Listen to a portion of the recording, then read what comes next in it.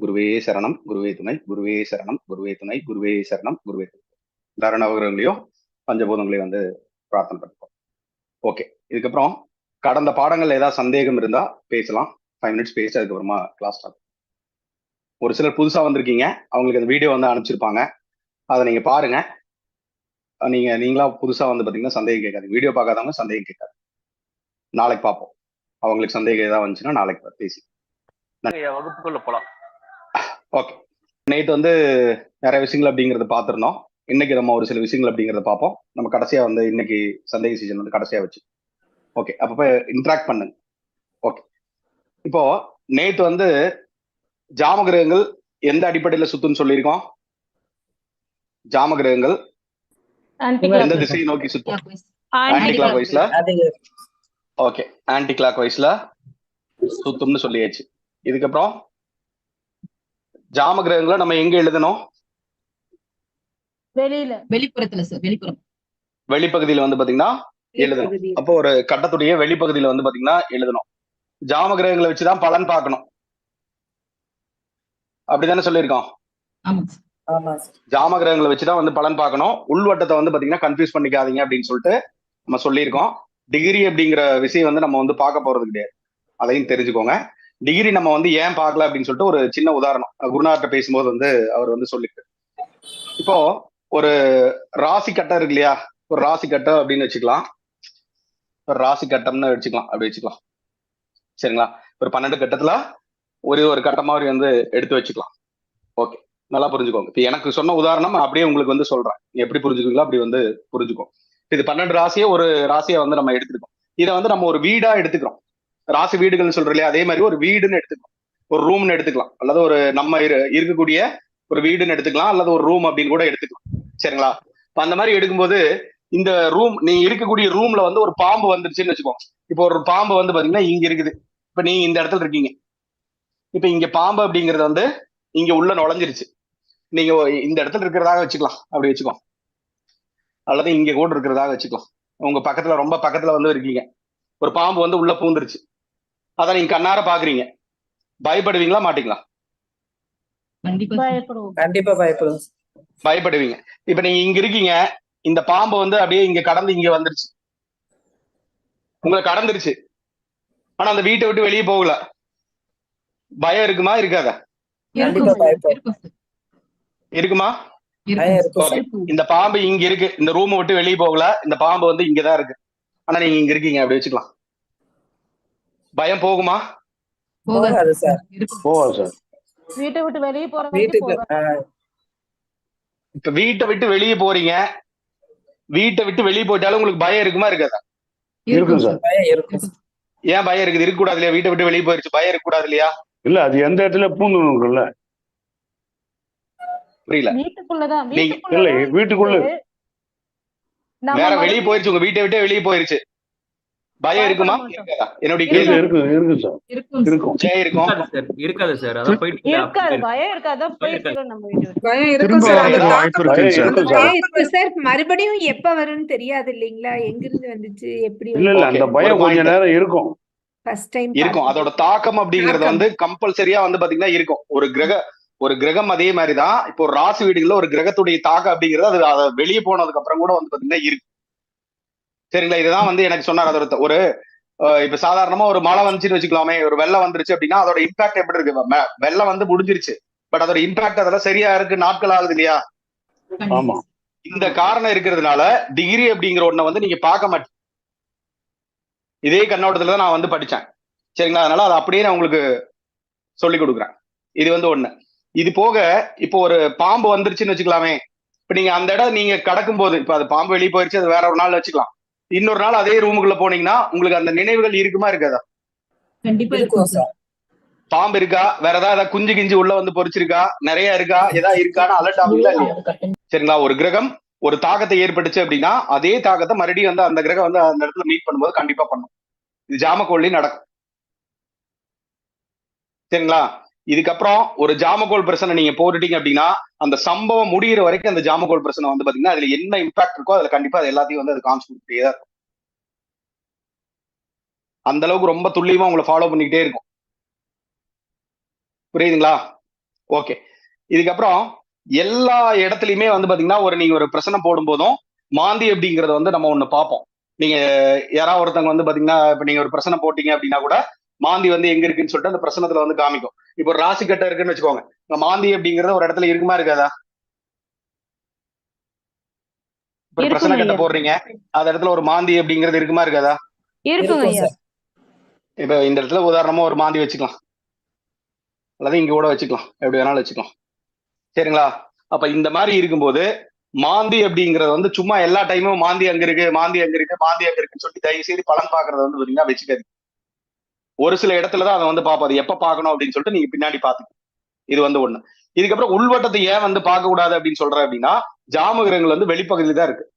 இது வந்து ஒரு அமைப்பு, அதை மட்டும்தான் நம்ம பார்க்கணும்னு சொல்லியிருக்கோம். நீங்க எழுதும் போதும், நீங்க ஒரு சாஃப்ட்வேர்ல பாக்குறீங்க, அதை வச்சு நீங்க எழுதும் போதும் சரி, நீங்க தனிப்பட்ட முறையில வந்து கால்குலேட் பண்ணும் போதும் சரி, நீங்க வந்து வெளிப்பகுதியில மட்டும்தான் ஒரு கிரகம் அடைச்சு நீங்க வந்து பலன் பார்க்கணும்.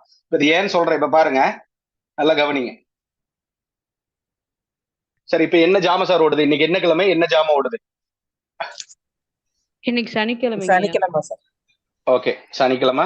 மணி எவ்வளோச்சு? 8:15. 8:15. இப்ப எத்தனாவது ஜாம ஓடிட்டு இருக்கோம்? இரண்டாவது ஜாமம். ரெண்டாவது ஜாமா சார். இப்ப ரெண்டாவது ஜாமம்னா இதுக்கு கிழமை அதிபதி யாரு? சனி பகவான். சனி பகவான். சனி எங்க இருப்பாரு? மகரத்துல இருப்பார். மகரத்துல. ஓகே, எங்க தொடங்கி இருப்பாரு இன்னைக்கு? இப்போ ஃபர்ஸ்ட் ஜாமம் எங்க தொடங்கி இருப்பாரு? மீனத்துல. மீனத்துல தொடங்கி இருப்பாரு. ரெண்டாவது ஜாமம்னா எங்க தொடங்கி இருப்பாரு? எங்க இருப்பாரு? மகரத்துல இருப்பார். மகரத்துல இருப்பாரு.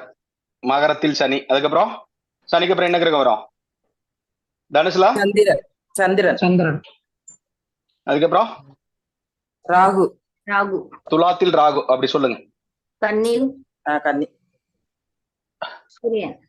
ஓகே, இங்க கடகத்தில் செவ்வாய். அதுக்கப்புறம் குரு மிதுனத்தில். ம் ரிஷபத்தில் புதன். புதன். மேஷம். மேஷங்க, ரிஷபம் கிடையாது. மேஷத்தில் புதன். மேஷத்தில் புதன். மீனத்தில் வேற. சுக்கிரன்.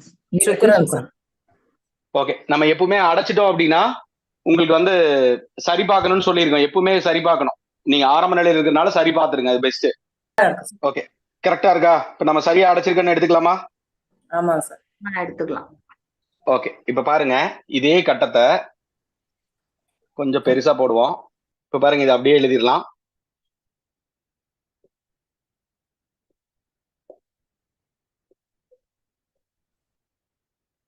இதே கட்டை இங்க அமைச்சிட்டோமா?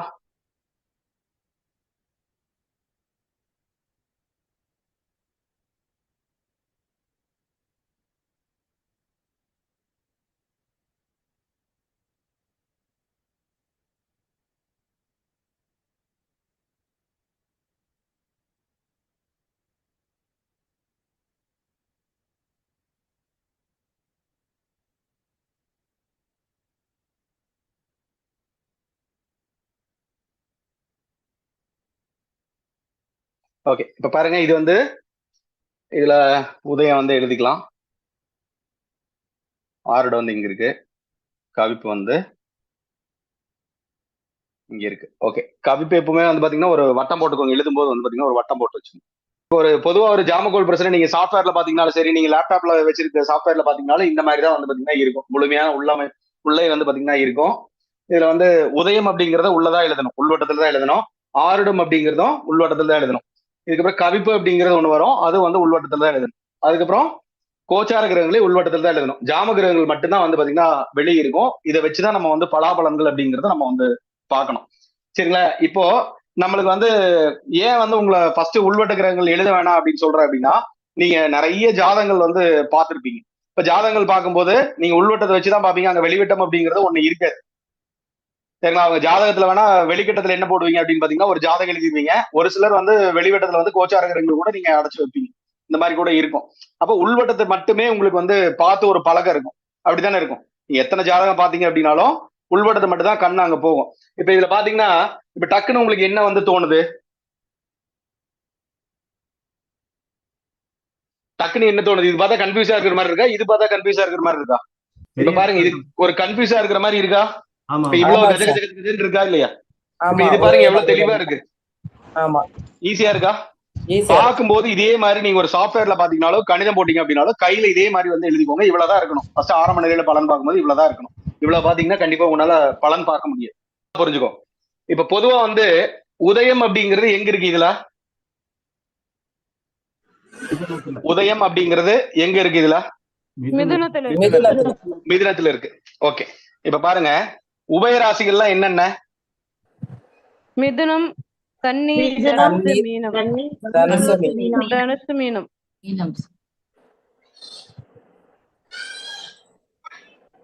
இப்ப இத வந்து இப்ப மிதுன உதயம் எங்க வந்திருக்கு? உபயராசியில வந்து பாத்தீங்கன்னா வந்திருக்கு. உபயராசிலாம் ஒரு டிக் பண்ணிடுறேன்னு வச்சுக்கலாமே. நல்லா புரிஞ்சுக்கோங்க. ஒரு பிரசனத்துல வந்து பாத்தீங்கன்னா உபயராசியுடைய பங்கு வந்து நிறைய பிரசனத்துக்கு அதுவே டக்குன்னு ஆன்சர் சொல்லிட்டு போயிட்டே இருக்கலாம். ரொம்ப சிம்பிளா இருக்கும். பொதுவா வந்து ஒருத்தங்க வரும்போது உபயராசியில வந்து பாத்தீங்கன்னா உதயமா இருந்துச்சுன்னா நல்லா புரிஞ்சுக்கோ. அவர் எப்பவுமே வந்து ஒரு உறுதியான ஒரு நிலையில வந்து பாத்தீங்கன்னா இருக்க மாட்டார். உறுதியான நிலையில வந்து பாத்தீங்கன்னா அந்த கேள்வி வந்து இருக்காது. ஆசிலேஷன் மைண்டோட தான் இருப்பார். இரட்டை தன்மையில அவர் இருப்பார். தன்னோட முடிவு கூட மாத்திட்டு அடுத்த கடத்துக்கு அவர் போயிடுவார். நல்லா புரிஞ்சுக்கோங்க. மிதுன உதயமா இருந்தாலும் சரி, கன்னி உதயமா இருந்தாலும் சரி, தனுசு உதயமா இருந்தாலும் சரி, மீன உதயமா இருந்தாலும் சரி, இந்த உபயராசிகள்லாம் என்னன்னு படிச்சிருப்பீங்க? இரட்டை தன்மையுள்ள ராசிகள் அப்படின்னு சொல்லி படிச்சிருப்பீங்க.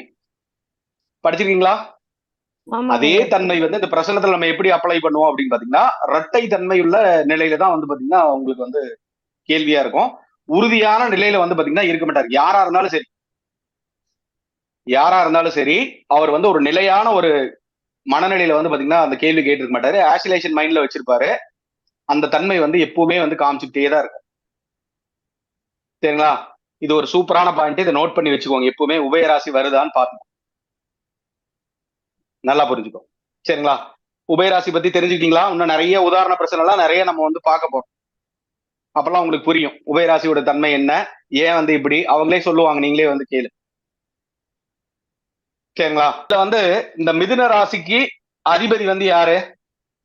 புதன். புதன். மிதுன ராசிக்கு அதிபதி வந்து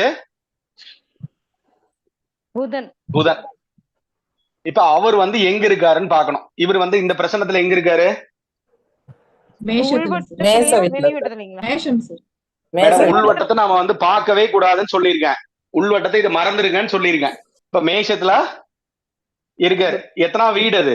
இதுல உதயாதிபதி அப்படிங்கிறது 11ல வந்து பாத்தீங்கன்னா இருக்காரு. 11ஆம் இடத்துக்கு வந்து பாத்தீங்கன்னா வெற்றி ஸ்தானம்னு பேர். 11ஆம் இடத்துக்கு வந்து பாத்தீங்கன்னா வெற்றி ஸ்தானம். இந்த 10, 11ஆம் இடத்துல வந்து உதயாதிபதி வந்து பாத்தீங்கன்னா இருக்கிறது நல்ல தன்மை அப்படின்னு தெரிஞ்சுக்கணும். எந்த ஒரு பிரசனமாக இருந்தாலும் உதயாதிபதி 10 அல்லது 11 இருந்தாருன்னா ரொம்ப நன்மை அப்படின்னு சொல்லிட்டு எடுத்துக்கோம். அதுவும் பாயிண்டா வந்து எழுதி வச்சு. உதயத்திற்கு 10 அல்லது 11ல வந்து உதயாதிபதி இருந்தாருன்னா ரொம்ப நல்ல அமைப்பு அப்படின்னு சொல்லிட்டு எடுத்துக்கலாம். நோட் பண்ணி. இதுல எப்படி இருக்காரு இந்த பிரச்சனத்துல? 11ல இருக்காருங்க. 11ல இருக்காரு. நல்லாதான் இருக்காரு. ஓகே தானே? யாராவது ஒருத்தங்களுக்கு புரியாம இருக்கா? உதயாதிபதி 11 இருக்காரு. இப்ப உதயாதிபதி இங்க புதன் வந்து இங்க இருந்தாருன்னு வச்சுக்கோங்க. இங்க எத்தனை இருப்பாரு? இது கிளாக் வைஸ்ல தான் என்னணும். 1, 2, 3, 4, 5ல இருக்காரு. உதயாதிபதி வந்து 5ல இருக்காரு. இப்ப இதே வந்து உதயாதிபதி புதன் அப்படின்னா இங்க இருந்தாருன்னு வச்சுக்கோங்க. எங்க இருக்காருன்னு அர்த்தம்? 4ல இருக்காருன்னு அர்த்தம். சரிங்களா? இதை அழிச்சிடலாம். ஸ்டெப் பை ஸ்டெப்பா போவோம். ஒரு 4-5 நாள்ல கண்டிப்பா எல்லாருமே பலன் சொல்ல ஆரம்பிப்பீங்க.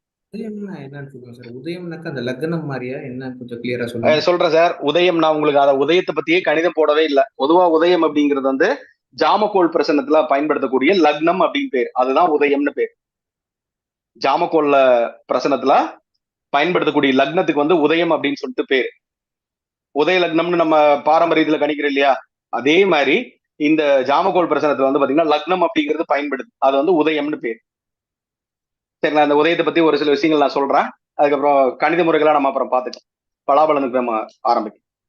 சரிங்களா? பொதுவா ஒரு ஒரு ராசி இருக்குன்னு வச்சுக்கலாமே. இப்ப நம்ம பாரம்பரிய ரீதியா வந்து ஒரு ராசி மண்டலத்தை வந்து பாத்தீங்கன்னா லக்னம் அப்படிங்கிறது ஒரே நாள்ல வந்து சுத்தி வந்துருது. அப்படித்தானே இருக்கு? அப்ப தோராயமா வந்து பாத்தீங்கன்னா 12 ராசிகள் இருக்கு. 24 மணி நேரம் இருக்கா? 24 மணி நேரம் 12 ராசிகள் இருக்கு. இருக்கா? ஒரு லக்னம் அப்படிங்கிறது தோராயமா எவ்வளவு வரும்? 2 மணி நேரம் எடுத்துக்கலாமா? அப்ராக்சிமேட்டா சொல்றேன், கம்மியா கூட இருக்கலாம், ஒன்னு எக்ஸ்ட்ரா கூட இருக்கலாம், அதை பத்தி எல்லாம் நீங்க யோசிக்க வேண்டாம். பொதுவா வந்து 2 மணி நேரம் அப்படிங்கறது எடுத்துக்கலாம். எடுத்துக்கலாமா? S okay. இப்ப இதுல வந்து ஜாம கிரகங்கள் எப்படி வந்து பகல்லே வந்து ராசி மண்டலத்தை ஃபுல்லா சுத்தி வந்துருது, அதே மாதிரி ஒரு உதயம் அப்படிங்கிறது வந்து பாத்தீங்கன்னா பகல்ல வந்து 12 உதயங்கள் அப்படிங்கிறது ஒரு ராசி மண்டலத்தை வந்து பாத்தீங்கன்னா சுத்தி வந்துரும். இரவுலயே அதே மாதிரி ராசி மண்டலத்தை வந்து பாத்தீங்கன்னா சுத்தி வந்துரும். உதயம் அப்படிங்கிறது வந்து உயிர் போன்றது அப்படிங்கறத ஒரு பாயிண்ட் வந்து எழுதி வச்சுக்கோம். உதயம் அப்படிங்கிறது லக்ன மாதிரி தான். உதயம் அப்படிங்கிறது வந்து பாத்தீங்கன்னா உயிர்னர். ஒரு பிரசனத்துடைய உயிர் அப்படிங்கிறது வந்து உதயம் அப்படிங்கிறது தெரிஞ்சு. இந்த பிரச்சனை பார்த்தோம். இந்த உதயாதிபதி வந்து எங்க இருந்தாரு? மேஷம் மேஷத்தில் இருந்தார். இப்ப இதோட உதயாதிபதி யாரு? புதன். அவர் வந்து 11 இருக்காரு அப்படின்னு சொல்லலாம். 11ஆம் இடத்துல இருந்தாவே ஒரு நல்ல அமைப்பு அப்படின்னு சொல்லிட்டு எடுத்துக்கலாம். எப்பவுமே 10, 11 இருக்கிறது ஒரு நல்ல அமைப்பு அப்படின்னு சொல்லிட்டு எடுத்துக்கலாம். சரிங்களா? இதே பாருங்க, இப்ப உதயத்துல வந்து என்ன கிரகம் இருந்துச்சு? இப்ப இந்த உதயம் அப்படிங்கறதுல வந்து பாத்தீங்கன்னா குரு இருந்தார். இதை நம்ம என்ன சொல்லணும் அப்படின்னு பாத்தீங்கன்னா உதயத்தில் குரு அப்படின்னு சொல்லணும். இது வந்து உதயத்தில் வந்து குரு அப்படின்னு சொல்லிட்டு எடுத்துக்கலாம். உதயம் உயிர் போன்றதுன்னு பாத்துட்டீங்க. உதயாதிபதி வந்து 10, 11 இருந்தா நல்லதுன்னு பாத்துட்டீங்க. இதுக்கப்புறம் உதயம் வந்து உபயராசியா இருந்துச்சுன்னா இரட்டைத்தன்மையில இருப்பாங்க அப்படின்னு சொல்லிட்டு பாத்துட்டீங்க. சரிங்களா? இதுக்கப்புறம் ஆறுடை வந்து எங்க இருந்துச்சு? ஆறுடை இங்க இருந்துச்சா? ஆமாங்க சார். ஓகே. இப்ப இந்த உதயம் அப்படிங்கிறது பாரம்பரிய ஜோதிடப்படி வந்து பாத்தீங்கன்னா 2 மணி நேரம் வருது, 120 நிமிடமா வருது. இப்ப இது பகலுக்கு வந்து 12 மணி நேரம் இருக்கு. 12 ராசிகள் இருக்கா? அப்ப தோராயமா எவ்வளவு வரும் உதயம் அப்படிங்கிறது நேரம்? 1 மணி நேரம் வரும். 1 மணி நேரம் 1 மணி 2 முறை. நேரம் தோராயமா 1 மணி நேரம் அப்ராக்சிமேட்டா ஒரு 1 மணி நேரம் அப்படிங்கிறது வருது அப்படின்னு சொல்லிட்டு எடுத்துக்கலாம். அது ஒரு சில சமயங்கள்ல வந்து பாத்தீங்கன்னா கம்மி, பகல் காலங்கள் கம்மியா இருக்கும்போது வந்து பாத்தீங்கன்னா கம்மியாகும், பகல் அதிகமா இருக்கும்போது வந்து பாத்தீங்கன்னா கொஞ்சம் ஜாஸ்தியாகும். சரிங்களா? அது அந்த அகச பொறுத்து மாறுபடும். அதை பத்தி எல்லாம் யோசிக்காதீங்க. தோராயமா வந்து ஒரு 1 மணி நேரம் அப்படின்னு சொல்லிட்டு எடுத்துக்கலாம். உதயம் அப்படிங்கிறது 1 மணி நேரம். ஜாமம் அப்படிங்கிறது எவ்வளவு நேரம்? 1.5 மணி நேரம். 1 மணி நேரம். 1.5 மணி நேரம். உதயம் அப்படிங்கிறது 1 மணி நேரம். 1 மணி நேரம். 1 மணி நேரம். ஆருடம் அப்படிங்கிறது ஒவ்வொரு மணி நேரத்துக்கும் வந்து பாத்தீங்கன்னா ஒரு ராசி மண்டலத்தை வந்து சுத்தி வந்து ஆருடம் அப்படிங்கிறது ஒரு ராசி மண்டலத்தை 1 மணி நேரத்துல வந்து பாத்தீங்கன்னா சுத்தி வந்துடும். சரிங்களா? 1 மணி நேரத்துக்கு வந்து எவ்வளவு நிமிடம்? 60 நிமிடம். மொத்தம் எத்தனை ராசி இருக்கு? 12 ராசி இருக்கு. ஒவ்வொரு ராசி கொடுத்தீங்கன்னா 5 minutes. 5 நிமிஷம். 5 நிமிடம். 5 நிமிடம் அப்படிங்கிறது ஒரு ஆருடத்துடைய நேரம் அப்படிங்கிறத தெரிஞ்சுக்கலாம். இதே மாதிரி கவிப்பு அப்படிங்கிறது வந்து இருக்கு. கவிப்புக்கு வந்து பாத்தீங்கன்னா 5 நிமிடம் தான். உதயம் வந்து 1 மணி நேரம், ஜாமம் அப்படிங்கிறது 1.5 மணி நேரம், ஆருடம் அப்படிங்கிறது 5 நிமிடம், கவிப்பு அப்படிங்கிறது 5 நிமிடம். சரிங்களா? இதுல பாருங்க, இதுல இந்த ஜாம கிரகம் அப்படிங்கிறதும் ஜாம கிரகம்னு எடுத்துக்கோங்க. இது வந்து கவிப்பு அப்படிங்கிறதும் ஆன்டி கிளாக் வைஸ்ல வந்து பாத்தீங்கன்னா சுத்தும். உதயமும் ஆருடம் வந்து பாத்தீங்கன்னா கிளாக் வைஸ்ல வந்து பாத்தீங்கன்னா சுத்தும். இது வந்து கிளாக் வைஸ். ஜாம கிரகங்களும் கவிப்பு வந்து ஆன்டி கிளாக் வைஸ்ல வந்து பாத்தீங்கன்னா சுத்தும். இப்போ கவிப்பு எங்க இருந்துச்சு? இங்கதானே இருந்துச்சு, மேசத்துல தான் இருந்துச்சு கவிப்பு. அடுத்த 5 நிமிடத்துல வந்து பாத்தீங்கன்னா இங்க வந்துடும். அதுக்கு அடுத்த 5 நிமிடத்துல இந்த மாதிரி வரும், ரிவர்ஸ்ல தான் வரும். இதே வந்து ஆருடம் எங்க இருந்துச்சா, இங்க மாறிட்டே போயிட்டு இருக்கும். ஆருடம் ஒவ்வொரு ராசி மாறும்போது வந்து பாத்தீங்கன்னா ஒரு ராசி முன்னோக்கி போகும்போது, ஆருடம் அப்படிங்கிறது ஒரு ராசி முன்னோக்கி போகும்போது, கவிப்பு அப்படிங்கிறது ஒரு ராசி வந்து பின்னோக்கி வரும். சரிங்களா? இப்ப பாருங்க, இப்ப ஆருடம் வந்து இங்க இருந்துச்சு 8:15 வச்சுக்கோங்க, 8:16 எடுத்துக்கோங்க. இப்ப 8:36. இப்ப எங்க இருக்கும் ஆருடம்?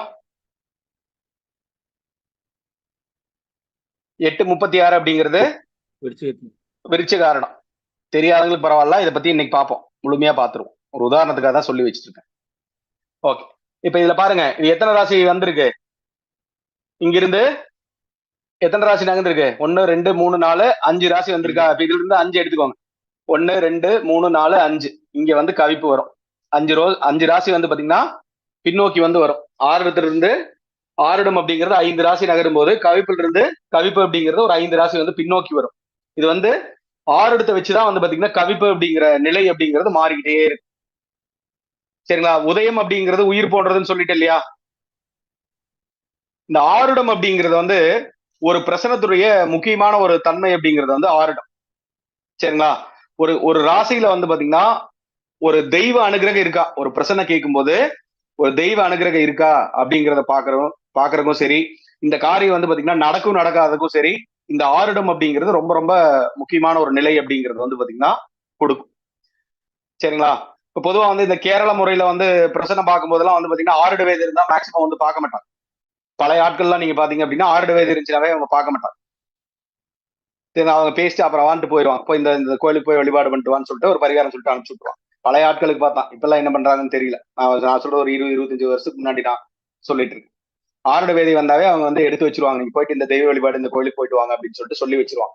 இப்போ இருக்கு பாரம்பரியமா பாக்குறவங்க அதை வந்து பாத்தீங்கன்னா கம்பல்சரியா வந்து பார்த்து வைப்பான். ஓகே, இப்ப பாருங்க, இந்த ஆருடம் அப்படிங்கிறது வந்து ஒரு எப்படி சொல்றது, எப்படி உதயாதிபதி வந்து 10-11 இருந்தா நல்ல அமைப்பு அப்படின்னு சொல்லணும், அதே மாதிரி வந்து ஆருடம் அப்படிங்கிறதும் 10-11 இருந்தா வந்து ரொம்ப ரொம்ப நல்லது.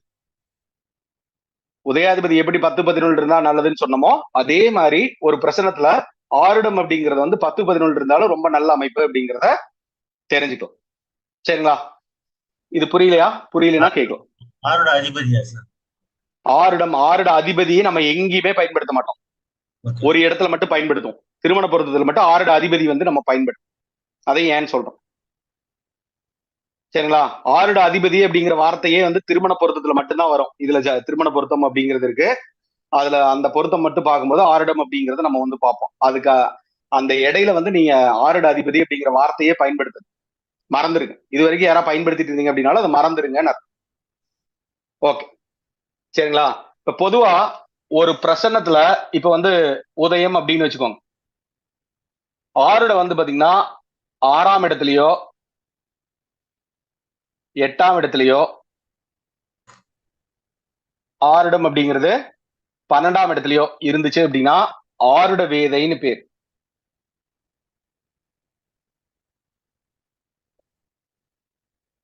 ஆருட வேதை அப்படின்னு சொல்லிட்டு பேரு. ஃபர்ஸ்ட் ஒரு பிரசனை நீங்க போடுறீங்க, அதுல வந்து உதயாதிபதி அந்த உதயத்துக்கு ஆருட வந்து ஒரு 6 அல்லது 8 அல்லது 12 இருந்துச்சுன்னா கண்டிப்பா வந்து ஒரு வேதை அப்படின்னு சொல்லிட்டு பேர். இதுல குறிப்பா வந்து 8ஆம் இடத்துல இருந்துச்சு அப்படின்னா கடுமையான வேதைன்னு பேர். சரிங்களா? வேதைனா ஒரு நடக்காத தன்மை, ஒரு வதைக்கிற தன்மை, ஏதோ ஒரு வகையா ஒரு துக்கமான ஒரு அமைப்பு அப்படின்னு சொல்லிட்டு எடுத்துக்கலாம். ஒரு எதிர்மறையான விஷயம் வந்து அவர் சந்திக்க போறாரு அப்படிங்கிறத தெரியும். அது கூடுமான வரைக்கும் அதை பண்ணாம இருந்துட்டா ரொம்ப ரொம்ப நல்லது அப்படிங்கறது அந்த ஒரு எதிர்மறையான பிரச்சனைன்னு அர்த்தம். அவங்க கேள்வி கேட்டதுக்கு அவங்களுக்கு அந்த தெய்வ பலம் இல்லை அப்படிங்கிற தன்மை வந்து இந்த ஆருட வேதை அப்படிங்கிறது வந்து காமிச்சு கொடுக்கும். சரிங்களா? இப்ப இதே வந்து 6 8 12 இருந்தா வேதைன்னு சொல்லிட்டோம். ஒரு சில இடங்கள்ல 6ஆம் இடத்துல வந்து பாத்தீங்கன்னா இருக்கலாம், ஒரு சில இடங்களுக்கு வந்து 12ஆம் இடத்துல வந்து பாத்தீங்கன்னா இருக்கலாம். 8ஆம் இடத்துல இருந்தா கடுமையான வேதை அப்படிங்கறது மட்டும் தெரிஞ்சு வச்சு. சரிங்களா? இப்ப இந்த 6 12ஆம் இடம் எல்லாம் எப்படி வரும் அப்படின்னு சொல்லிட்டு ஒவ்வொரு உதாரண பிரச்சனைகள் போடும்போது உங்களுக்கு வந்து எளிமையா வந்து பாத்தீங்கன்னா சொல்லி கொடுக்கும். சரிங்களா? ஓகே, இப்ப பாருங்க, இப்ப உதயம் இங்க இருக்கு. உதயம் வந்து ஒரு கடக உதயம்னு வச்சுக்கோங்க. இப்ப ஆருடம் வந்து எங்கெங்க இருந்தா வந்து ஆருட வேதையா வரும் சார்? 6 8 12 சார். அது 6 8 12 எங்கெங்க வருது? கடுமையான வேலை. தனுசு, கும்பம், தனுசு, தனுசு, கும்பம், கும்பம், மிதுனம், மிதுனம். இது வந்து கடுமையான வேதை அப்படிங்கிறது பேரு. நிறைய இடத்துல வந்து பாத்தீங்கன்னா இது வந்து காமிச்சு கொடுக்கும். நிறைய இடத்துல நிறைய சம்பவங்களை வந்து பாத்தீங்கன்னா அதை வந்து காமிச்சு கொடுக்கும். ஈஸியா நம்ம வந்து ஐடென்டிஃபை பண்றதுக்கு வந்து தெரிஞ்சுக்கலாம். ஒரு பிரசனத்தை வந்து ஆரம்பிக்கும் போது முதல் ரூல் வந்து பாத்தீங்கன்னா ஆருட வேதை இருக்கா அப்படின்னு சொல்லி பார்த்துட்டு தான் நீங்க வந்து பிரசனத்தையே ஆரம்பிக்கணும். அது பிரசனை எப்படி வேணாலும் இண்டிகேட் பண்ணட்டும், அது எதை வேணாலும் காமிக்கட்டும், அதை பத்தி எல்லாம் பிரச்சனையே கிடையாது. முதல்ல ஆருட வேதை இருக்கா, ஒரு பிரசனை போட்டீங்க அப்படின்னாவே ஆருட வேதை அப்படின்னு போட்டுட்டு இருக்கா இல்லையான்னு போட்டுரு. ஆருட வேதை இருக்கு அப்படின்னா இருக்குன்னு போட்டுருங்க, இல்லைன்னா இல்லைன்னு போட்டுருங்க. நீங்க எப்படி புரியுதோ அப்படி எழுதிக்கலாம், தப்பு கிடையாது. ஆருட வேதை அப்படிங்கிறது ஒரு எதிர்மறையான ஒரு தன்மையை காமிக்கும். அது 8ஆம் இடத்துல இருந்தா கடுமையான வேதை வந்து பாத்தீங்கன்னா காமிக்கும். சரிங்களா? ஓகே. இதுக்கப்புறம் இந்த ஜாம கிரகங்கள்ல வந்து பாத்தீங்கன்னா ஜாம கிரகங்கள்ல இன்னும் ஒரு சில விதிகள் பயன்படுத்துவோம். உச்சம் நீச்சம் அப்படிங்கிறத வந்து பாத்தீங்கன்னா பயன்படுத்தும். ஜாமக்கோள்ல உச்ச நீச்சம் அப்படிங்கிறத மட்டும் நம்ம வந்து பயன்படுத்துவோம். இந்த ஜாம கிரகங்கள் பயன்படுத்துறோம் இல்லையா, அதுல வந்து நட்பு பகை அப்படிங்கிறத நம்ம வந்து பயன்படுத்த மாட்டோம். இதை அழிச்சிடுறேன்.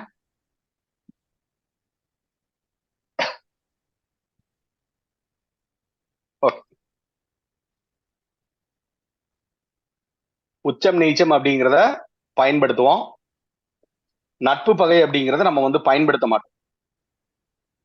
இப்ப பாருங்க, இங்க வந்து பொதுவா வந்து சூரியன் வந்து உச்சமடையும் போது குரு வந்து பாத்தீங்கன்னா நீச்சம் அடையும். ஒரு ஜாமத்துல சூரியன் உச்சம் அடைஞ்சு அப்படின்னா குரு அப்படிங்கிறவர் வந்து பாத்தீங்கன்னா நீச்சம் அடைஞ்சிருவார்.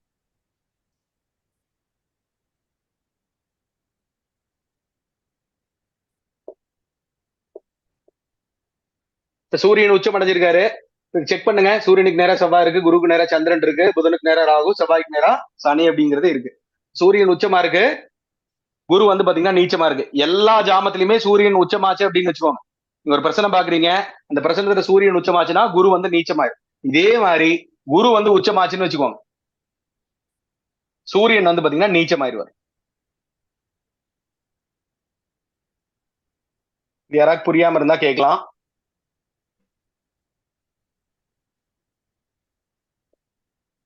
உச்ச நீச்சம் அப்படிங்கிறத கண்டிப்பா நம்ம வந்து எடுத்துக்கிறோம். இப்ப இதுல பாருங்க, குரு வந்து உச்சமாறாரு, சூரியன் அப்படிங்கிறது வந்து பாத்தீங்கன்னா நீச்சமாகிறார். நீச்சமாயிடுறாரா? ரூலா கூட எழுதி வச்சுக்கோங்க, எப்படி வச்சாலும் பரவாயில்ல. இதுக்கப்புறம் செவ்வாய் ஒரு பிரசனத்துல வந்து உச்சமானார் அப்படின்னா சுக்கிரன் வந்து நீச்சமாயிருவார். செவ்வாய் ஒரு பிரசனத்துல வந்து பாத்தீங்கன்னா உச்சமா இருந்தார் அப்படின்னா சுக்கிரன் வந்து நீச்சம் அடைஞ்சிடும். செவ்வாய் எந்த ராசியில வந்து உச்சம் அடைகிறாரு? மகர ராசி. மகரம் சார். மகர ராசி. இங்க வந்து பாத்தீங்கன்னா சுக்கிரன் வந்து நீச்சம் அடைஞ்சிருவார். நீச்சம் அடைஞ்சிடுறாரா? செவ்வாய் வந்து உச்சம் அடைகிறாரு, சுக்கிரன் வந்து பாத்தீங்கன்னா என்ன ஆகிறாரு? நீச்சமடை. நீச்சமாயிடுறாரு. ஓகே. இப்ப இதே மாதிரி சுக்கிரன் வந்து உச்சமாச்சுன்னு வச்சுக்கோங்க, செவ்வாய் வந்து பாத்தீங்கன்னா நீச்சமாயிருவார். ஒரு பிரசனத்துல சுக்கிரன் வந்து உச்சம் அடைஞ்சு அப்படின்னா செவ்வாய் வந்து பாத்தீங்கன்னா நீச்சமாயிருவார். இங்க வந்து சுக்கிரன் வச்சுக்கோங்க. சுக்கிரனுக்கு அப்புறம் என்ன கிரகம் வரும்? சனி, சந்திரன், ராகு. சூரியன். இந்த ஜாம கிரகத்துல வந்து பாத்தீங்கன்னா ஒரே ஒரு பரிவர்த்தனை வாய்ப்பு மட்டும்தான் இருக்கு. ஜாமக்கோள் கிரகத்துல ஜாம கிரகங்கள் இருக்கு இல்லையா, ஒரே ஒரு பரிவர்த்தனைக்கு தான் வாய்ப்பு இருக்கு. அதனால அதை வந்து நம்ம கணக்கிலேயே எடுத்துக்க வேண்டாம். இப்ப இதுல பாருங்க, இங்க புதன் இருக்கு, இங்க சுக்கிரன் இருக்கு. பரிவர்த்தனை இருக்கா இல்லையா? இருக்கு சார். சுக்கிரன் வீட்டுல வந்து பாத்தீங்கன்னா புதன், புதன் வீட்டுல வந்து சுக்கிரன் இருக்கு. ஒரே ஒரு பரிவர்த்தனைக்கு மட்டும்தான் வாய்ப்பு இருக்கிறதுனால இதை வந்து நம்ம பரிவர்த்தனையா நம்ம வந்து எடுக்க வேண்டியதே கிடையாது. இப்ப நீங்க பரிவர்த்தனை எடுத்து இந்த கிரகம் அங்க இருக்கிற மாதிரி வந்து இது பண்ணீங்கன்னு வச்சுக்கலாமே. இப்ப அந்த மாதிரி வைக்கும்போது என்ன நடக்கும் அப்படின்னு பாத்தீங்கன்னா ஜாம கிரகங்களே கொலாப்ஸ் ஆயிரும். இப்ப நீங்க பாக்குற மெத்தேடே வந்து தப்பாயிரும். அதனால அந்த பரிவர்த்தனை வந்து நம்ம ஒரு பொருட்டா வந்து எடுக்க வேண்டிய அவசியம் இல்லை. ஜாமக்கோள் பிரச்சனத்துல பரிவர்த்தனை இருக்கு அப்படின்னா என்ன சொல்லுவீங்க? இல்லன்ட்டு போயிருங்க. அல்லது நீங்க அவங்க யாராவது இருக்குன்னு சொன்னாங்கன்னா வச்சுக்கோங்கன்ட்டு வந்துரு. காரணம் புரியுதுங்களா ஏன் சொல்றேன்ட்டு? எஸ். பரிவர்த்தனை இல்லை அப்படிங்கறத மைண்ட்ல நல்லா உறுதியா வந்து பாத்தீங்கன்னா வச்சுக்கோங்க. ஓகே. சுக்கிரன் உச்சமடையும் போது வந்து பாத்தீங்கன்னா செவ்வாய் வந்து நீச்சம் அடையுது.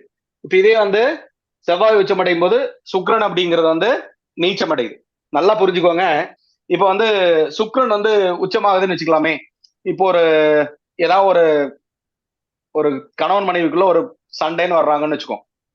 சண்டைன்னு வர்றாங்க அப்படி வச்சுக்கலாம். இப்ப பாருங்க, இப்போ வந்து உதயம் அப்படிங்கிறது இங்க இருக்கு. ஒரு சும்மா ஒரு உதாரணத்துக்காக சொல்றேன்னு வச்சுக்கோங்க. இப்ப இந்த மாதிரி பிரச்சனைக்கு வர்றாங்கன்னு வச்சுக்கோங்க. உதயம் அப்படிங்கிறது இதுல உதயாதிபதி வந்து யாரு? மேச உதயம் அப்படின்னா உதயாதிபதி யாரு? செவ்வாய். செவ்வாய். வாய்ஸ். செவ்வாய் வந்து எங்க இருக்காரு? கடகத்துல சார். கடகத்துல நீச்சம். நீச்சத்துல இருக்கு. கடகத்துல நீச்சமா இருக்காரு, பலவீனமான ஒரு தன்மையில இருக்காரு. நீச்சமா இருக்கிறது அப்படின்னா ஒரு பலவீனமான தன்மையில இருக்காரு அப்படிங்கிறது அர்த்தம். உச்சமா இருந்தாருன்னா நல்ல நிலையில் இருக்காரு அப்படிங்கிறது அர்த்தம். நீச்சமா இருந்தார் அப்படின்னா ரொம்ப பலவீனமா இருக்காருன்னு அர்த்தம். உச்சமா இருக்காரு அப்படின்னா ரொம்ப வந்து நல்லா இருக்காரு அப்படின்னு அர்த்தம். ஒரு உதயாதிபதி வந்து பாத்தீங்கன்னா எந்த இடத்துல உச்சமா இருந்தாலும் அது வந்து அவரு எல்லா ஒரு பிரச்சனையும் வந்து அவர் எப்படி தாங்கக்கூடிய மனநிலையில் இருக்காருன்னு அர்த்தம். உதயாதிபதி வந்து உச்சமா இருந்தாலும் எந்த இடத்துல இருந்தாலும் சரி, உதயாதிபதி உச்சமா இருக்கும்போது அவர் வந்து எல்லா விஷயத்தையுமே எவ்வளவு பிரச்சனை இருந்தாலும் அதை வந்து தவிடுபடி ஆக்கிடுவாரு அப்படிங்கிற தன்மை வந்து தெரிஞ்சுக்கலாம். ஒரு தாங்கக்கூடிய அளவு அவருக்கு வந்து சக்தி வாய்ந்தவர் அப்படின்னு சொல்லி புரிஞ்சுக்கணும். இப்ப உதயாதிபதி வந்து நீச்சமா இருந்தாருன்னு வச்சுக்கோங்க, என்ன பலன் எடுப்பீங்க? ரொம்ப பலவீனமா இருக்காரு அப்படின்னு அர்த்தம். சரிங்களா? இப்ப ஒரு கணவன் மனைவி பிரச்சனை வருதுன்னு வச்சுக்கோங்க, உதயாதிபதி வந்து பலவீனமா இருக்காரு. 7ஆம் அதிபதி தானே மனைவி. 7ஆம் அதிபதி எப்படி இருக்காரு? உச்சமா இருக்காரு. உச்சமா இருக்காரு. இப்ப இந்த பிரச்சனைக்கு வந்து யார் காரணமா இருப்பாங்க? 7ஆம் அதிபதி தான். 7ஆம் அதிபதி தான் வந்து 7ஆம் அதிபதி தான் வந்து காரணமா இருப்பார். சரிங்களா? அல்லது அவங்க அதை பத்தி ஒரு கேர் பண்ணிக்க மாட்டாங்க. அவங்க தான் வந்து ஆதிக்கம் செலுத்தணும்னு நினைச்சிருப்பாங்க. அவங்க தான் வந்து அந்த நிலையில வந்து பாத்தீங்கன்னா இருப்பான். சரிங்களா? அந்த அளவுக்கு வந்து பாத்தீங்கன்னா நுட்பமா நம்ம ஒவ்வொரு இதையும் நம்ம வந்து ஆய்வு பண்ணும்போது தான் நம்ம வந்து தெரிஞ்சுக்கலாம். அதுல உள்ள போகும்போது தெரிஞ்சுக்கலாம். இன்னும் நிறைய விஷயங்கள் இருக்கு, பார்ப்போம். ஸ்டெப் பை ஸ்டெப்பா நம்ம பார்த்துட்டே வருவோம். சரிங்களா? இப்போ ஒரு உதயத்திலிருந்து ஆறிடம் அப்படிங்கிறது 6, 8, 12 இருந்தா என்னன்னு சொல்லியிருக்கோம்? வேதை. ஆருட வேதைன்னு சொல்லியிருக்கோம். மனசுல நல்லா ஆழமா பதிய வச்சுக்கோ, மறக்கவே கூடாது. தூக்கத்துல எழுப்பி கேட்டாலும் கண்டிப்பா வந்து தெரியணும். சரிங்களா? இப்ப ஆருடம் அப்படிங்கிறது எத்தனை நிமிஷத்துக்கு ஒருக்கா மாறுன்னு சொல்லியிருக்கோம்? 5 நிமிஷத்துக்கு ஒருக்கா மாறும். 5 நிமிஷம். கவிப்பு 5 நிமிஷம். 5 நிமிஷம் சார். ஜாம நேரம் 1.5 மணி நேரம். 1.5 மணி நேரம். உதயம் 1 மணி நேரம். தோராயமா 1 மணி நேரம் அப்படிங்கறத தெரிஞ்சுக்கலாம். சரிங்களா? ஓகே, இது புரிஞ்சிருச்சு இல்லையா? உச்ச நீச்சத்தை நம்ம வந்து கம்பல்சரியா வந்து ஒரு பிரசனத்துல வந்து கவனிப்போம். ஆருடம் நம்ம ஒரு பிரசனம் பார்க்கும் போதே ஆருட வேதை இருக்கா அப்படின்றத நம்ம பார்ப்போம். இதுக்கு முன்னாடி ஒரு விஷயம் பார்ப்போம், நான் உங்களுக்கு ஒரு கேள்வியா வரும்போது எப்படின்னு சொல்லிட்டு நான் சொல்றேன். ஓகே, அழிச்சிடலாமா? சரி, நீங்க சொன்னீங்க அப்ராக்சிமேட்டா வந்து பிளஸ் ஆர் மைனஸ்ல வந்து சேஞ்ச் ஆகும் சொல்லிட்டு. ஸோ மேனுவலா போடும் போது அது வந்து ஒருத்தருக்கு ஒரு மாதிரி வரலாம் இல்லையா? இப்போ வந்து 1 ஒரு ஹவர் ஏரியா பொறுத்து சார். நீ இப்ப இங்க நான் கருப்புத்தப்பட்டியில் இருக்கேன்னு வச்சுக்கோங்க, நான் கோயம்புத்தூர்ல இருக்கேன். நீங்க வேற ஏதாவது ஒரு ஏரியால இருந்தீங்கன்னா மாறும். அந்த சூரிய உதய அஸ்தமன நேரங்கள் அப்படிங்கிறது வந்து பாத்தீங்கன்னா மாறும் இல்லையா? அதுக்கு தகுந்த மாதிரி அந்த உதய ஆரோட நேரங்கள் வந்து பாத்தீங்கன்னா மாறும். சரிங்களா? இப்ப நீங்க வந்து ஒரு கேள்வி வந்து உலகத்துல எங்கிருந்து வேணாலும் வரலாம். அவங்க வந்து ஆப்பிரிக்கால இருந்து கேட்கலாம், அமெரிக்கால இருந்து கேட்கலாம், கனடால இருந்து கேட்கலாம், இல்ல வேற எங்கிருந்து வேணாலும் கேட்கலாம். ஒரு கேள்வி எங்கிருந்து வேணாலும் வரலாம். நீங்க எங்க இருக்கீங்களோ அந்த ஊரோட உதயம், அந்த ஊரோட நேரத்தை எடுத்துட்டு தான் நீங்க வந்து உதயம் அப்படிங்கிறதே கணிக்கணும். அந்த ஊர்ல இருக்கக்கூடிய அமைப்புல தான் நீங்க வந்து ஜாம கிரகங்களவே அடைச்சு நீங்க பலன் பார்க்கணும்.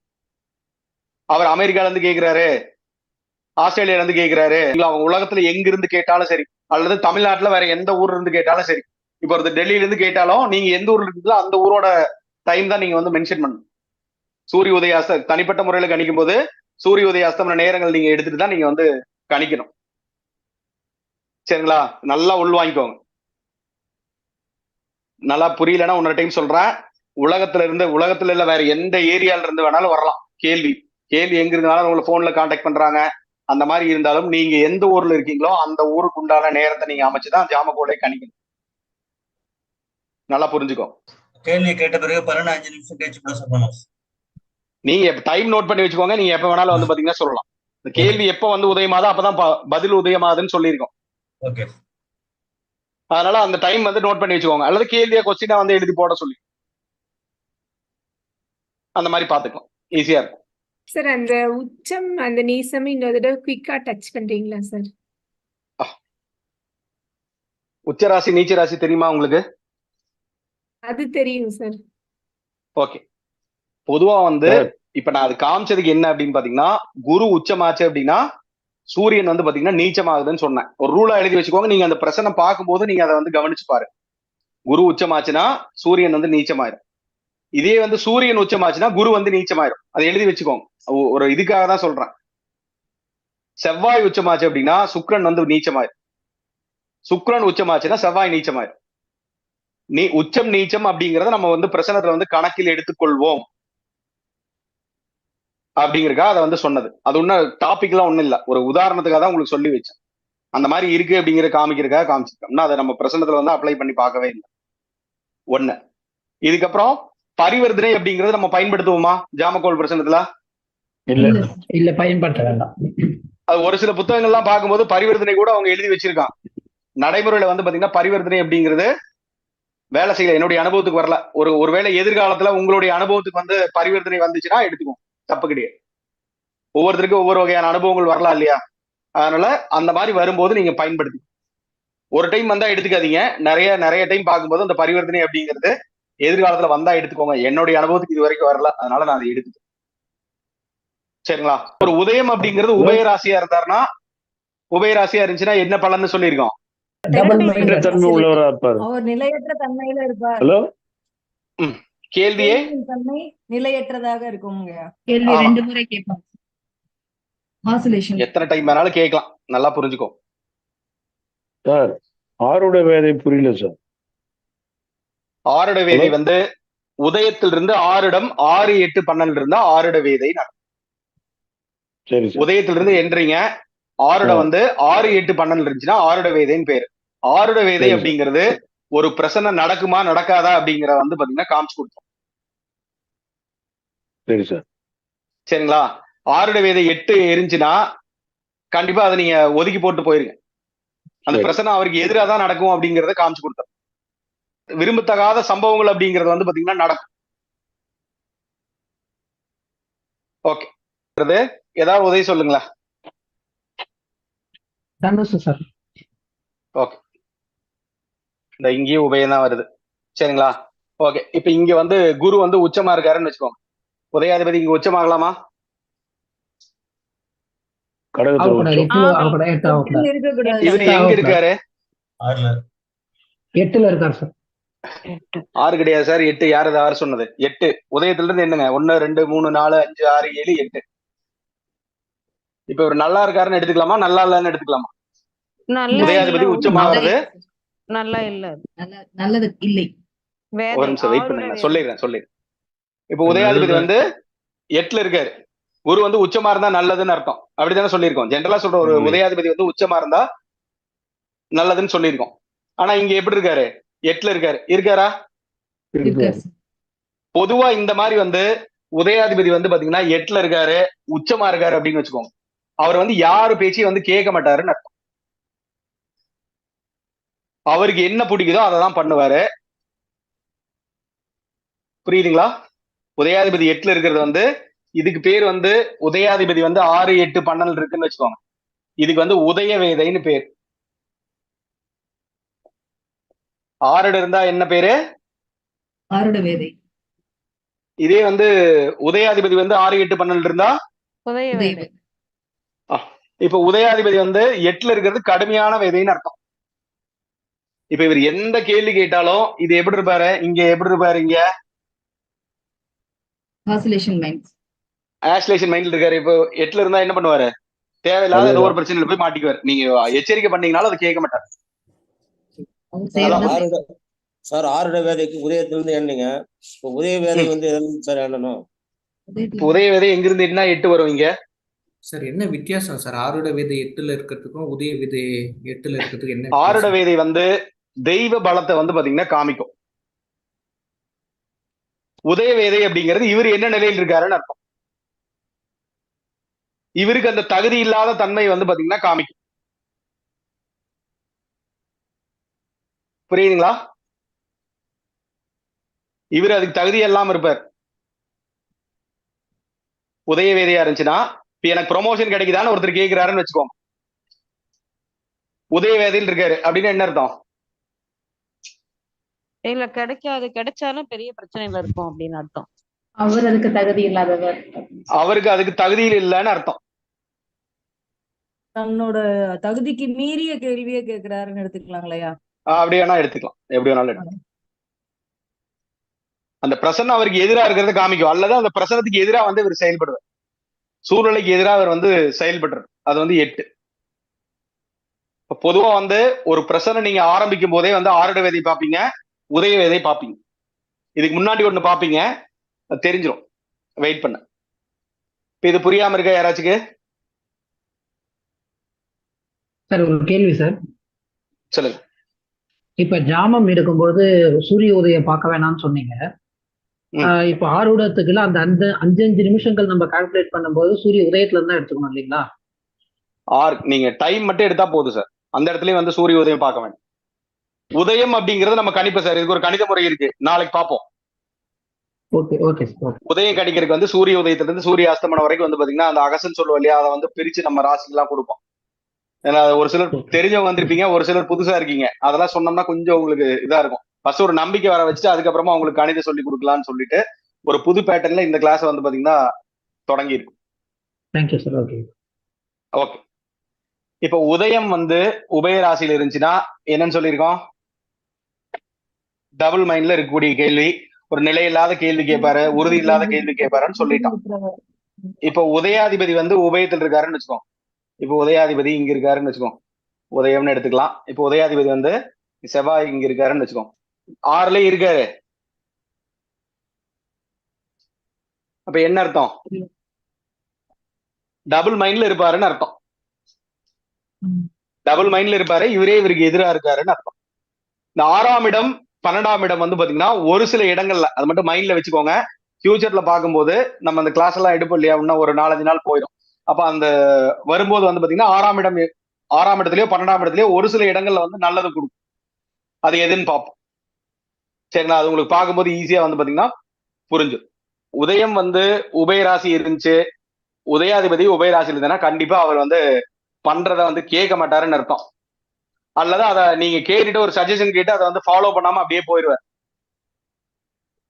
உபயராசிக்கு அவ்வளவு தன்மைகள் உண்டு, ஏன்னா அவ்வளவு பிரச்சனை பார்த்திருக்கோம், அது அதே மாதிரிதான் நடந்திருக்கு. சார் இந்த டபுள் மைண்ட்னா என்ன இது சார்? இப்போ கேக்குற டபுள் மைண்ட் தான் வச்சுக்கோங்க. இப்ப ஒரு வண்டி வாங்கலாமான்னு கேக்குறாருன்னு உங்ககிட்ட வச்சுக்கலாமே, வண்டி வாங்கலான்னு கேக்குறாருன்னு வச்சுக்கோங்க. இப்ப ஏதோ ஒரு கார் சொல்லுங்க, அல்லது பைக் ஏதோன்னு சொல்லுங்க. யூனிகார்ன். யூனிகார்ன் பைக் வருதான்னு தெரியல. ஓகே ஓகே, ஒரு யூனிகார்ன் பைக் இருக்குன்னு வச்சுக்கோங்க, வாங்கணும்னு நினைக்கிறாரு. இந்த கேள்வி வண்டி வாங்கலாமான்னு கேக்குறாரு அப்படின்னா இவர் இந்த வண்டி வாங்க மாட்டாருன்னு அர்த்தம், வேற ஏதோ ஒரு வண்டி நினைச்சிட்டு பாரு, இதை கேட்கிறாருன்னு அர்த்தம், சும்மா கேட்கிறாருன்னு அர்த்தம். கேக்குறவங்க மோஸ்ட்லி வந்து இப்படிதான் சார் கேட்பாங்க, கிடைக்குமா கிடைக்காதா இந்த மாதிரி தான் கேட்பாங்க. கிடைக்குமா கிடைக்காதா அப்படிங்கிறது வேற சார், கிடைக்கும் கிடைக்காத அப்படிங்கிறதே வேற. இவர் அவருக்கே ஐடியா எல்லாம் வந்து கேட்பாரு, கேட்கறோம்னு கேட்பாரு. உங்களுக்கு நிறைய பிரச்சனை பார்க்க போறோம், லைவ்ல பார்க்க போறோம், நீங்களே பார்க்க போறீங்க, நீங்களே கூட கேளுங்க, எப்படி வருதுன்னு பார்ப்போம். புரியுதுங்களா? இதா நீங்க பிரச்சனை பார்க்கும்போது மட்டும்தான் உங்களுக்கு தெரியும் அந்த உபயராசியுடைய தன்மை என்ன அப்படின்னு சொல்லிட்டு உங்களுக்கு தெரியும். சார் மனசுல ஒண்ணு இருக்கும், ஆனா வாயில வேற கேட்பாரு. ஆமா, கேள்வி வந்து ஆத்மார்த்தமா இருக்காது. கேள்வி வந்து உறுதியா கேட்கறது வேற, கேள்வி உறுதியா கேட்கறது வேற. உறுதியான கேள்வி எல்லாம் எப்படின்னு சொல்லிட்டு வரும், வெயிட் பண்ணு, அந்த இதெல்லாம் நீங்க வந்து பாப்பீங்க, சரிங்களா? இதே வந்து ஒரு சும்மா அப்படியே கேஷுவலா கேட்டுட்டு போறது. உதயாதிபதி வந்து ஏதோ ஒரு வகையா நீச்சமா இருக்காருன்னு வச்சுக்கோங்க. இப்ப உதயாதிபதி இங்க நீச்சமா இருக்காருன்னு வச்சுக்கோங்க, இவர் டபுள் மைண்டா இருக்காரு, பலவீனமான நிலையில வந்து பாத்தீங்கன்னா இருக்காரு அப்படின்னு அர்த்தம். அப்படித்தானே சொல்லியிருக்கோம், அப்படித்தானே சொல்லியிருக்கோம். இந்த பிரச்சனத்துல இது இந்த 2 நிலையில வந்து வச்சுக்கோங்க. ஒருத்தர் வந்து கேக்குறாரு, சார் இந்த மாதிரி நான் வந்து ஒரு 30 லட்சம் ரூபாய் ஒரு இடத்துல லாஸ் பண்ணிட்டேன் அப்படின்னு சொல்றாரு. ஒருத்தர் வந்து சொல்றாரு, உங்கள்ட்ட ஒரு ஸ்டேட்மெண்டா சொல்றாரு, அது திரும்ப வருமா சார் அப்படின்னு சொல்லி கேட்கிறாரு. அப்படி வச்சுக்கலாம். ஒரு பிரச்சனத்துல பார்க்கும்போது உதயாதிபதி வந்து பாத்தீங்கன்னா இங்க இருக்காரு, உதயாதிபதி வந்து உச்சமா இருக்காரு ஒரு பிரச்சனத்துல.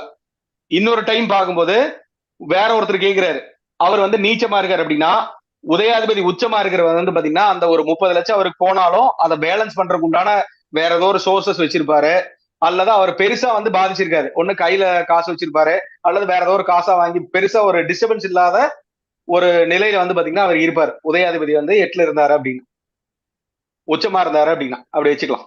இழப்பு அப்படிங்கிறது கன்ஃபார்ம் ஆயிருச்சு. அந்த உச்சமா இருந்துச்சு அப்படின்னா அதை வந்து அவர் வந்து பெருசா வந்து பாதிப்பு இல்லாத நிலையில் இருக்காருன்னு அர்த்தம். அல்லது வேற ஏதோ ஒரு வகையா அவரு சமநிலையில இருப்பாருன்னு அர்த்தம்.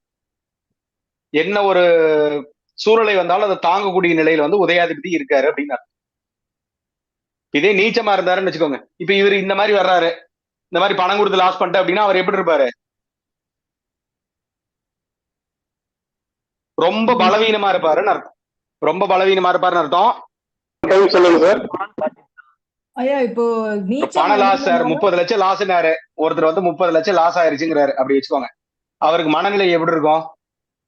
ரொம்ப வீக்கா இருப்பாரு சார். ரொம்ப வீக்கா இருப்பாரா? ஒரு பிரச்சனை போடுறீங்க, உதயாதிபதி வந்து 8ல இருக்காரு, உச்சமா இருக்காரு அப்படின்னா இந்த 30 லட்சத்தை அவர் வந்து பெருசா வந்து அவருக்கு பாதிப்பு இல்லாம இருப்பாரு. 30 லட்சம் லாஸ் ஆனாலும் பரவாயில்ல, அல்லது வேற ஏதோ ஒரு வகையா அவர் வந்து பாத்துக்கலாம். அவர் எல்லாத்தையும் மேனேஜ் பண்ணக்கூடிய சூழ்நிலை இருப்பார். ஒண்ணு சொத்து இருக்கலாம், அதை வித்து கூட கொடுக்கலாம், அல்லது வந்து சரி பரவாயில்ல ஓகே கையில சேர்த்து வச்சிருப்பாரு, உன்னை வந்தா பாத்துக்கலாம் அப்படிங்கிற மாதிரி நிலையில வந்து பாத்தீங்கன்னா இருப்பாருன்னு அர்த்தம். இப்ப இதே மாதிரி ஒரு பிரச்சனை இந்த இதுல இருந்துச்சுன்னா பெரிய அளவுல பாதிக்க மாட்டாரு. இதே வந்து பாத்தீங்கன்னா இந்த மாதிரி இருந்துச்சுன்னு வச்சுக்கோங்க, இதை வந்து தைரியமா ஃபேஸ் பண்ணுவாரு உச்சமா இருந்துச்சுன்னா. இப்ப இந்த மாதிரி இருந்துச்சுன்னா தைரியமா ஃபேஸ் பண்ண மாட்டாருன்னு அர்த்தம். நீச்சமா இருந்துச்சுன்னா அதை பத்தி ஒரு அந்த பணம் வந்தாதான் வந்து வாழவே முடியும் அப்படிங்கிற மாதிரி ஒரு சூழ்நிலையில வந்து பாத்தீங்கன்னா இருப்பார். சார் இதே புரியுதுங்களா? புரியல பண்ணிக்கோ சொல்லுங்க சார். 8ல கவிப்பு இருக்கும்போது என்ன ரெண்டுமே நீச்சமா இருக்கு. குரு 8ல கவிப்பு சொல்லவே இல்லை சார். கவிப்பு இங்க நம்ம 8ல கவிப்பு சொன்னோமா? இல்ல கொஞ்சம் கவிப்பு பத்தி பேசணுமா? இப்போ கவிப்பு இது வரைக்கும் பேசணுமா? இல்ல சார், கவிப்பு பத்தி பேசவே இல்லை. பேசுனதை மட்டும் சொல்லுங்க. அப்படின்னா ஏன்னா மத்தவங்க வீடியோ பார்க்கும்போது கன்ஃபியூஸ் ஆயிடுவாங்க. எனக்கு பிரச்சனை இல்லை, நான் சொல்லிட்டு போயிடுவேன். நீங்க எந்த கேள்வி கேட்டீங்கன்னாலும் சொல்லிடுவேன்.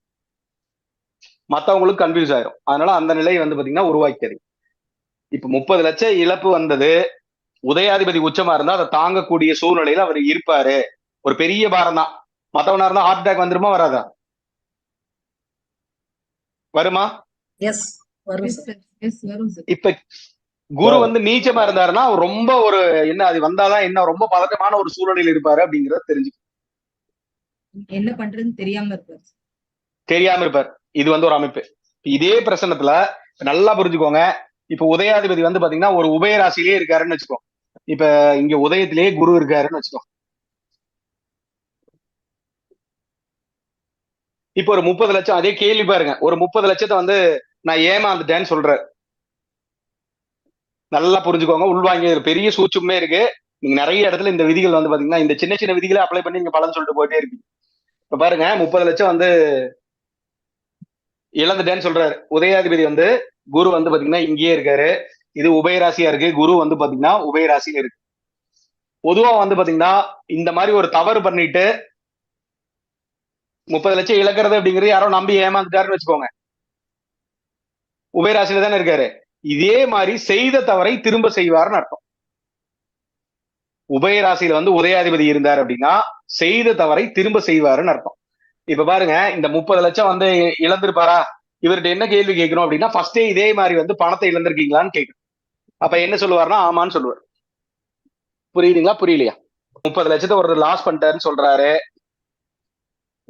உதயாதிபதி வந்து உபயராசிலே இருக்காரு. உதயத்திலேயே வந்து இருக்காரு அப்படி வச்சுக்கலாம். அல்லது உபயராசியில வந்து இருக்காரு. வேற எங்க வேணாலும் இருக்கட்டும் அப்படி வச்சுக்கலாம்.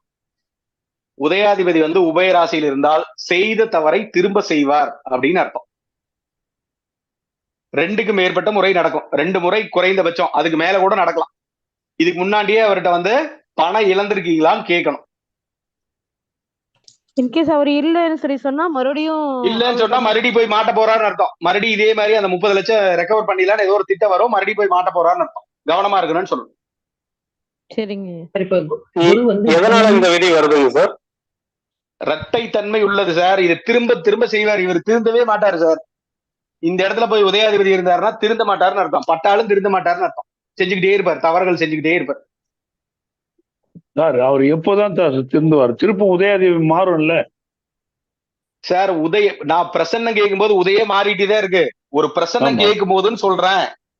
ஓ, பிரசன்னம் ஒரே பிரசன்னம் நீங்க கேட்க போறீங்க. இப்ப 30 லட்சம் டெய்லி வந்து 30 லட்சம் தான் கேட்க போறாரு. இல்ல சரி சரி எப்ப கேட்பாரு 30 லட்சம் எடுத்துட்டு உங்ககிட்ட எத்தனை இவன் சொல்ல போறாரு?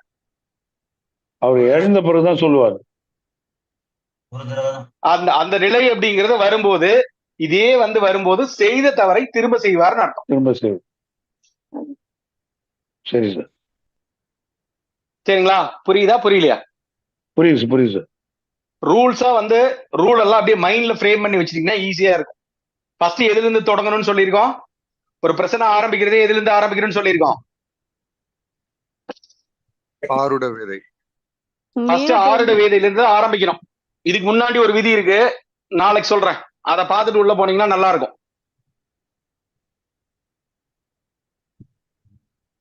அதுக்கப்புறம் எதை பார்க்கணும்? ஃபர்ஸ்ட் ஆருட வேதை பார்க்கணும், ரெண்டாவது எதை பார்க்கணும்னு சொல்லியிருக்கேன். உதய வேதை பார்க்கணும் சார். உதய வேதை பார்க்கணும் இருக்கு. பார்க்கணும். உதயாதிபதி ஒரு நிலை எப்படி இருக்காருன்னு பார்க்கணும். இன்னும் ஒரு சில விதிகள்லாம் இருக்கு, நாளைக்கு பார்ப்போம். சார் சார் சொல்லுங்க, வேற ஏதாவது சந்தேகம் இருக்கா இதுல? இதுல புரியாத முக்கியமான ரூல் சார். போர்டுல உச்ச நீச்சத்தை கொஞ்சம் எழுதி போடுங்க சார். எழுது சார், குரூப்ல போடலாம் சார். அதுக்கு டைம் வேஸ்ட் பண்ண வேணாம் சார். உச்ச நீச்ச சார் யாராவது ஒரு உச்ச நீச்சத்தை குரூப்ல போட்டுருக்கு சார். சரி சார், நெட்ல டவுன்லோட் பண்ணி குரூப்ல போட்டுருக்கு. டைம் வேஸ்ட் பண்ணாது. வேற சார், இதுல ஏதாவது புரியாம இருந்தா கேளுங்க. சார் ஒரு டவுட்டு. சொல்லுங்க சார். இப்போ ஆருடைய வேதை வந்துட்டா மேற்கொண்டு அந்த பிரச்சனத்தை கொண்டு போறது சிறப்பா இருக்காது இல்லைங்களா சார்? அப்படி எடுத்துக்கலாம். சிறப்பா இருக்காது சார். அதுல எப்ப நம்ம திரும்ப பார்க்கலாம், அதுக்கு என்ன பண்ணலாம் அப்படிங்கிற சில விதிமுறைகள் பாத்தீங்கன்னா இருக்கு. சரி, அதெல்லாம் கடைசியா பார்ப்போம். அது எப்ப பாக்குறது அப்படிங்கறதுல அடுத்தது அது கால நிர்ணயத்துல வந்துடும். கடைசியா பார்ப்போம். பேசிக் இதுதான். ஆருட வேதி இருந்துச்சுன்னா அது தடையா இருக்குன்னு அர்த்தம். காரிய தடைன்னு பேரு. உதய வேதை இருந்தாலும் காரிய தடைன்னு பேர். சார் ஆருட வேதை உதயத்துல இருந்து கவுண்ட் பண்ணணும். சரி சார்.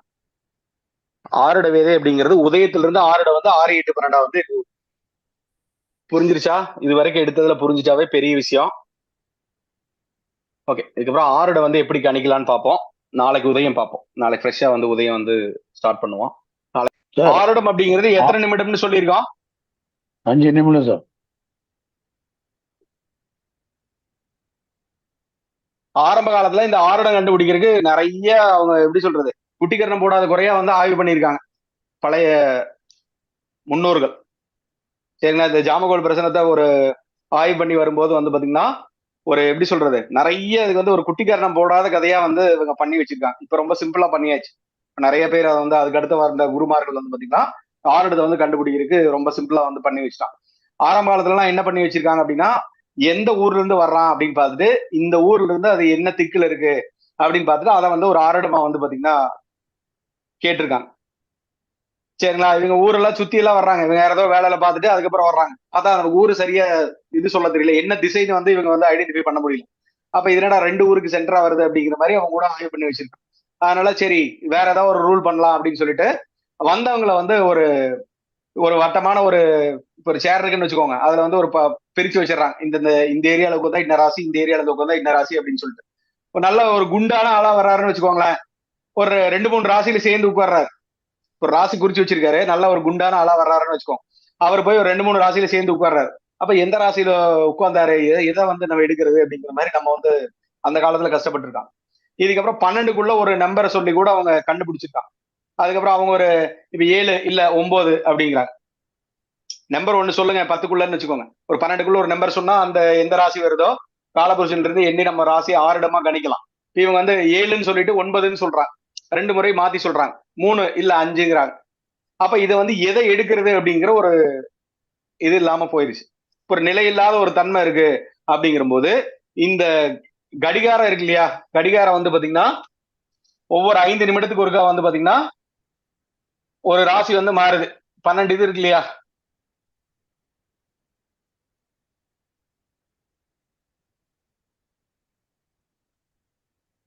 இந்த 12 இது பாத்தீங்கன்னா 0ல இருந்து 5 நிமிடம் இங்க இருக்கு. இங்க 10, 15, 20, 25, 30, 35, 40, 45, 50, 55, இது 0, 60ன்னு வச்சுக்கலாம். இங்க 0ன்னு வச்சுக்கலாம், இங்க 60ன்னு கூட போட்டு வச்சுக்கோ, இன்னும் தப்பு கிடையாது. சரிங்களா? இப்ப இந்த மாதிரி வர்றவங்க எந்த மணில வர்றாங்களோ அதை பத்தி எல்லாம் அவங்க கவலையே படுறது கிடையாது. எந்த நிமிடத்தில் இருக்காங்களோ அந்த நிமிடத்தை மட்டும் அவங்க கணக்கு எடுத்துட்டு எந்த ஆர்டமா இருக்கு அப்படின்னு சொல்லிட்டு அவங்க வந்து கணிதம் போட்டு வச்சிடலாம். இப்ப பாருங்க, இப்ப மணி கரெக்டா எக்ஸாக்டா எவ்வளவுன்னு சொல்லுங்க. 9:15 சார். 9:15 வருது. இப்ப 15 வந்துச்சுட்டா நேத்தே நம்ம சொல்லிருக்கோம் இல்லையா, ஒரு எண் முடிஞ்சிருச்சு அப்படின்னா எதுன்னு சொல்லணும், போடுறோம். அடுத்து 16 போடுங்க. 9:15 இருக்கு, 9:15 இருக்கு, என்ன போடணும்? 16 எடுத்துக்கணும். இப்ப 16 அப்படிங்கிறது எந்த ஆரடமா வந்து பாத்தீங்கன்னா வருது? சிம்மம். கடகம் வரும் சார். சிம்மம் கிடையாது மேடம், கடகம். இப்ப 0 to 5 மேஷம், 5 to 10 வந்து ரிஷபம், 10 to 15 மிதுனம், 15 to 20, 16 கூட எடுத்துக்கோங்க. இந்த 6 to 10 எடுத்துக்கோங்க. இங்க 11 எடுத்துக்கோங்க, 15, இதே 16 எடுத்துக்கோங்க. 16 to 20, 21 to 25, 26 to 30, 31 to 35, 36 to 40, 41 to 45, 46 to 50, 51 to 55, 55 to 60, 56 to 60. சரிங்களா? அவங்க வர்ற மணியை வந்து கணக்கே பண்ண வேண்டிய அவசியமே கிடையாது. நிமிடத்தை மட்டும் எடுத்துட்டு இந்த 12 ராசிகளா பிரிச்சு எது வருதோ நீங்க அதை வந்து எடுத்துக்கலாம். இப்ப ஒருத்தர் 33 நிமிஷத்துக்கு ஒருத்தர் வர்றாருன்னு வச்சுக்கோங்களேன். இப்ப 12 மணி ஒரு 33 நிமிடத்துக்கு ஒருத்தர் வர்றாருன்னு வச்சுக்கோங்க. ஆரிடம் வந்து எங்க இருக்கும்? மேஷத்துல இருந்து தான் ஸ்டார்ட் பண்ணணும். ஆரிடம் அப்படிங்கறத கண்டுபிடிக்கிறத மேஷத்துல இருந்து தான் வந்து பாத்தீங்கன்னா ஸ்டார்டிங் பாயிண்ட். ஓகே, 33னா எந்த ஆரிடம் வரும்? விருச்சிகம் சார். விருச்சிகம் வரும் சார். விருச்சிகம் வராது. விருச்சிகம் எப்படி சார் வரும்? விருச்சிகம் எப்படி வரும் சார்? தெரியாதவங்களோ எனக்கு இதை பத்தி தெரியல, எனக்கு கொஞ்சம் டவுட்டா இருக்குனால தயவு செய்து பேசாது. கான்பிடென்ட்டா எனக்கு தெரியுதுன்னா பேசுங்க. ஏன்னா வீடியோ நீங்க தான் பார்க்க போறீங்க. மத்தவங்களுக்கு கன்ஃபியூஸ் ஆயிரும், எப்படி 33 வந்து விருச்சிகம் வரும் அப்படின்னு சொல்லிட்டு பாக்குறவங்களுக்கு வந்து கன்ஃபியூஸ் ஆயிரும். அதனால எல்லாருமே வந்து அதை சொல்லணும் அப்படிங்கிற அவசியம் கிடையாது. யாராவது ஒருத்தங்க தெளிவா சொல்லிட்டீங்கனாலும் போதும். எனக்கு என்னன்னா இன்டராக்ட் பண்ணி எடுத்தோம்னா நல்லா இருக்கும், மத்தவங்களுக்கு புரிதலா இருக்குங்கிறத நான் சொல்றேன். ஓகே, 33 அப்படின்னா நல்லா தெரிஞ்சவங்க சொல்லுங்க எந்த ஆரடமா வருதுன்ட்டு. இப்ப இங்க எங்க இருக்குன்னு பாருங்க, துலாதான் வருது. அப்ப துலாத்துல வந்து ஆரிடம் அப்படிங்கறத தெரிஞ்சுக்கணும்.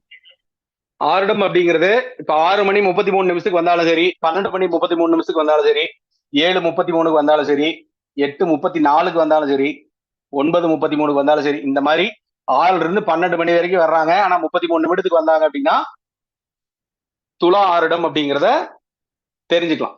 ஆரிடத்தை வந்து பாத்தீங்கன்னா நீங்க கன்ஃபியூஸ் பண்ண வேண்டிய அவசியமே வந்து பாத்தீங்கன்னா கிடையாது. ஆரிடம் அப்படிங்கிறது எதெல்லாம் வந்து பயன்படுன்னு சொல்லியிருக்கோம்? இந்த காரியம் நடக்குமா நடக்காதா அப்படிங்கிறது இந்த ஆரிடம் அப்படிங்கறத வந்து பாத்தீங்கன்னா காமிச்சு கொடுத்துரும். பொதுவா வந்து 10, 11 வந்து ஆரிடம் இருக்கிறது வந்து பாத்தீங்கன்னா நல்லது. இது கூட இன்னொரு பாயிண்ட் எழுதிக்கோங்க, 3, 10, 11 எடுத்துக்கோங்க. 10, 11 அப்படிங்கிறது காமன். 3ஆம் இடத்துல வந்து ஆரிடம் இருந்தாலும் வந்து பாத்தீங்கன்னா ஒரு நல்ல அமைப்புன்னு எடுத்துக்கலாம். எல்லா இடத்துலயும் நல்லதா பயன்படுமா அப்படின்னு சொல்லிட்டு அது பிரசன்ன மத்த கிரகங்களை வச்சுதான் நம்ம பயன்படணும், கிரகங்களை வச்சுதான் நம்ம பார்க்கணும். பொதுவா ஆரிடம் அப்படிங்கிறது 10, 11 இருக்கிறது வந்து நல்லதுன்னு எடுத்துக்கலாம். 3ஆம் இடத்துல இருந்தா ஓரளவு நன்மை அப்படின்னு சொல்லி எடுத்துக்கலாம். அதனால பிரசன்னமே வந்து உதயாதிபதி வந்து மோசமா இருக்காரு, உதயாதிபதி நீச்சமா இருக்காரு, மத்த கிரகங்கள் வந்து பாத்தீங்கன்னா சப்போர்ட் பண்ணாம இருக்கு, ஆரிடம் மட்டும் 3 அதனால நல்லா இருக்கு அப்படின்னு சொல்லி நம்ம சொல்லக்கூடாது. பிரசன்னத்துல இருக்கக்கூடிய கிரகங்களை வச்சுதான் நம்ம பலாபலன்கள் அப்படிங்கறத வந்து பார்க்கணும். சரிங்களா? இதுக்கப்புறம் உதய அதிபதி இருக்காரு இல்லையா, உதய அதிபதி யாரா வேணாலும் இருக்கலாம். 7 கிரகங்கள்ல யாரா வேணாலும் வந்து பாத்தீங்கன்னா இருக்கலாம். உதய அதிபதி வந்து பலமா இருந்தாரு அப்படின்னா மட்டும்தான், உதய அதிபதி பலமா இருந்தாருன்னா மட்டும்தான் அந்த காரியத்தை வந்து பாத்தீங்கன்னா தவறாம வந்து செய்வாருன்னு அர்த்தம். உதயாதிபதி பலமா இருந்தார் அப்படின்னா அந்த காரியத்தை எப்ப ஏற்பட்ட காரியமா இருந்தாலும் வந்து பாத்தீங்கன்னா அவர் தயங்காமல் செய்வாரு, தைரியமா செய்வாரு அப்படின்னு. ஓகே, இப்ப உதயாதிபதி வந்து 10லயோ 11லயோ இருந்தா நல்லதுன்னு சொல்லியிருக்கோமா? உதயாதிபதி 10 அல்லது 11 இருந்தா நல்லதுன்னு சொல்லியிருக்கோமா இல்லையா? இதே மாதிரி 3ஆம் இடத்துல இருந்தாலும் வந்து பாத்தீங்கன்னா நல்லது. 3ஆம் இடத்துல இருந்தாலும் நல்லது. இந்த 10, 11 அப்படிங்கறது வந்து பாத்தீங்கன்னா காரிய சித்தி விதிகள்லாம் வந்து இது வரும். 10, 11 உதயாதிபதி இருந்தா நல்லது அப்படின்னு சொல்லிட்டு காரிய சித்தி விதிகள்னு ஒண்ணு இருக்கு, நம்ம கொடுத்துருப்போம். அது இப்பவே தெரிஞ்சுக்கிறீங்க, முன்னாடியே வந்து தெரிஞ்சுக்கிறீங்க. இதெல்லாம் தெரிஞ்சுட்டு ஒரு பிரசன்டல் நீங்க அப்ளை பண்ணும்போது ரொம்ப எளிமையா வந்து பாத்தீங்கன்னா புரியும். அதுக்காக சொல்றேன். இப்ப இந்த 10ஆம் இடத்துல 11ஆம் இடத்துல இருக்கு, உச்சமா இருக்குன்னு வச்சுக்கோங்க. இப்ப உதயாதிபதி வந்து பாத்தீங்கன்னா இங்க இருக்காரு. உதயம் வந்து மேஷம்னு எடுத்துக்கலாம். 10 இங்க இருக்குன்னு வச்சுக்கோங்க. உதயாதிபதி எங்க இருக்காரு? 10ல இருக்காரா? உச்சமா இருக்கு. ரொம்ப ஸ்ட்ராங்கா இருப்பாருன்னு அர்த்தம். இவர் முடிவை வந்து யாருனாலையும் மாத்த முடியாதுன்னு அர்த்தம். ரொம்ப உறுதியா இருக்காருன்னு அர்த்தம். இதே வந்து உதயாதிபதி நீச்சமா இருந்தாருன்னு வச்சுக்கோங்க, பலவீனமான நிலையில இருக்காருன்னு அர்த்தம். உதயாதிபதி நீச்சமா இருந்தாருன்னா பலவீனமான நிலையில் இருக்காருன்னு அர்த்தம். உதயாதிபதி வந்து உச்சமா இருக்கிறது வந்து பாத்தீங்கன்னா நல்லது. அது குறிப்பா அந்த 10, 11ல வந்து இங்க இருக்காரா? உச்சமா இருக்காரா இல்லையா? இது நல்ல அமைப்பு அப்படின்னு அர்த்தம். இப்ப இது வந்து மகர உதயம்னு வச்சுக்கோங்க.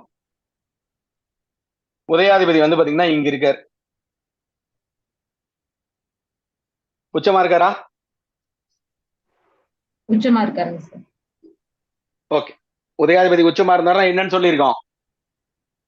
உதயாதிபதி பலமா இருக்கிறாரு. ஒரே ஒருத்தங்க மட்டும் ஏதாவது ஒரு கேள்வி வந்து பாத்தீங்கன்னா கேளுங்க. சும்மா கேள்வி கேளுங்க. சும்மா அதை நம்ம எப்படி ஆரம்பிக்கணும்னு மட்டும் சொல்லி வைக்கிறேன். பலன் வந்து நான் சொல்ல மாட்டேன், எப்படி ஆரம்பிக்கிறது மட்டும் சொல்லி வைக்கிறேன். ஓகே. யாராவது ஒருத்தங்க கேள்வி கேளுங்க. ஐயா நான் கேக்குறேன். ஒரு நிமிஷம் இருங்க. டைம் நோட் பண்ணிக்கணும். எப்ப எந்த கேள்வி வருதோ அந்த டைம்ல வந்து பாத்தீங்கன்னா நோட் பண்ணி வச்சு. சார் கேளுங்க. நான் ஆஸ்ட்ராலஜி லைன் இருக்கிறேன், நல்லா டெவலப் ஆகணும்னு தெரியும். Okay okay. அடுத்தது சார் வேற ஏதாவது கேள்வி இருக்கா?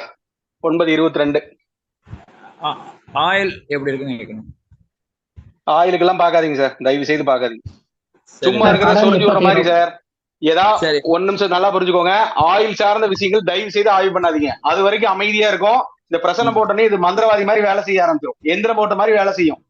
ஒரு பிரசனம் அப்படிங்கிறது ஒரு சக்கரம் மாதிரி தான். நீங்க பார்க்காத வரைக்கும் அது அமைதியா இருக்கும். நீங்க பாத்துட்டீங்கன்னா அது செயல்பட ஆரம்பிக்கும். பையனோட ஹையர் எஜுகேஷன், பெரிய பையனோட ஹையர் எஜுகேஷன் அதை பாத்துக்கலாம். சார் என் மகனுக்கு வேலை கிடைக்குமான்னு பாக்குறேன் சார். சார் இடம் ஒரு கேஸ் நடந்துட்டு இருக்கு, அதுல இருந்து எங்களுக்கு வெற்றி கிடைக்குமா? ஓகே. Court case. ஓகே. அடுத்தது மகனுக்கு திருமணம் எப்பொழுது நடக்கும்? ஓகே. இந்த இதெல்லாம் நோட் பண்ணி வச்சுக்கோங்க. இந்த டைமை கண்டிப்பா அதை நம்ம பலன் பார்ப்போம். ஒரு உதாரணமா வந்து இப்ப சும்மா பார்ப்போம் எப்படி இருக்குன்னு பார்ப்போம். வீடு கட்டு எப்படி நம்ம வீடு வந்து பாத்துக்கலாம்.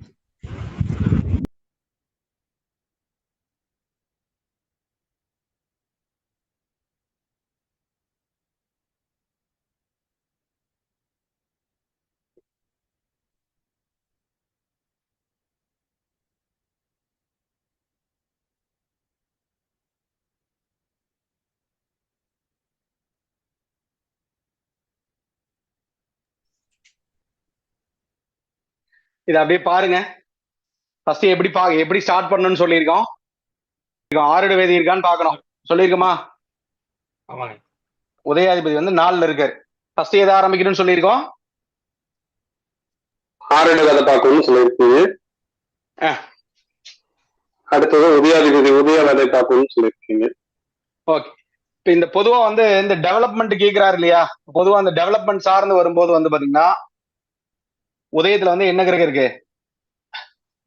பலன் சொல்லிடுறேன், அதுக்கப்புறம் எப்படின்னு சொல்றேன். கண்டிப்பா வந்து இவர் கேட்ட கேள்வி எல்லாமே, இப்ப இந்த கேட்ட கேள்வி எல்லாமே நல்ல நிலையில தான் வந்து பாத்தீங்கன்னா இருக்கு. ஒவ்வொருத்துக்கும் எப்படி நான் உதாரணமா சொல்றேன் பாரு. டெவலப்மெண்ட் இருக்குமா? பொதுவா வந்து டெவலப்மெண்ட் இருக்குமா அப்படின்னு கேள்வி கேட்கும்போது உதயத்துல வந்து பாத்தீங்கன்னா குருவோ சூரியனோ சம்மந்தப்படும் போது கண்டிப்பா வந்து பாத்தீங்கன்னா டெவலப்மெண்ட் அப்படிங்கிறது வந்து இருக்கும். கவிப்பு எங்க இருக்குன்னு பார்க்கலாம். கவிப்பு வந்து எங்க இருக்கு? கவிப்பு வந்து இங்க இருக்கு. ஓகே. இப்ப இது எங்க இருக்கு? 10ல இருக்கு கவிப்பு. 10ல கவிப்பு இருக்கா? பொதுவா வந்து ஒரு டெவலப்மெண்ட் அப்படிங்கிறது வந்து பாத்தீங்கன்னா 10ஆம் இடம் தான் வந்து டெவலப்மெண்ட். நல்ல ஒரு புகழடையணும் அந்த மாதிரி நிலை அப்படிங்கிறது வந்து பாத்தீங்கன்னா 10ஆம் இடம் அப்படிங்கிறத தெரிஞ்சுக்கலாம். இப்ப உதயத்துல சூரியன் இருக்கிறது நல்லது. கண்டிப்பா வந்து பாத்தீங்கன்னா ஒரு பிரபலமாயிருவாரு. நிறைய விஷயங்கள் வந்து பாத்தீங்கன்னா அவர் பண்ண போறாரு. பட் இந்த 10ஆம் இடத்துல கவிப்பு அப்படிங்கிறது இருக்கிறதுனால இவர் இப்போ இருக்கிற சூழ்நிலை அப்படிங்கிறது கொஞ்சம் ஒரு போராடக்கூடிய ஒரு சூழ்நிலை அப்படிங்கறத வந்து பாத்தீங்கன்னா காமிக்கும். சரி, நான் கொஞ்சம் ஒரு ரிஸ்க் எடுத்து தான் வந்து பாத்தீங்கன்னா பண்ற மாதிரி வந்து இருக்கும். சரிங்களா? நம்ம இது எப்படின்னு சொல்லிட்டு பலன் முழுமையா நம்ம வந்து பார்ப்போம். ஜென்ரலா ஒரு இது மட்டும் பலன் மட்டும் சொல்லி வைக்கிறேன். இது வந்து ஒண்ணு. இப்ப எஜுகேஷன் சம்பந்தமா வரும்போது, இப்ப எஜுகேஷன் இப்போ மேடம் என்ன படிக்கிறாரு? ஐயா அவர் பிஹெச்டி பண்ண போறாருங்க. இப்ப எம்எஸ் முடிச்சுட்டு பிஹெச்டி ஃபாரின்ல பண்ண போறாரு. ஓகே, அந்த பிஹெச்டிக்கு வந்து பாவங்கள் வேற நம்ம பார்ப்போம். அந்த கல்வி ரீதியா எப்படி ஆராய்ச்சி பண்ணணும் அப்படின்னு சொல்லிட்டு நம்மளுக்கு வரும். சரிங்களா? உதயத்துல சூரியன் இருக்கு, ஓகே பண்ணிடுவார், தப்பு கிடையாது. ஓகே, இப்ப இந்த கோர்ட் கேஸ் இருக்கு இல்லையா, நல்லா புரிஞ்சுக்கோ, இது சூப்பரான ஒரு பிரச்சனை. இப்ப இந்த கோர்ட் கேஸ் இருக்கும்போது வந்து பாத்தீங்கன்னா, இப்ப 6ஆம் இடத்துல வந்து என்ன கிரகம் வந்து சம்பந்தப்படுது? 6ஆம் இடம் பொதுவா கேஸ் உபயராசியா இருக்கா?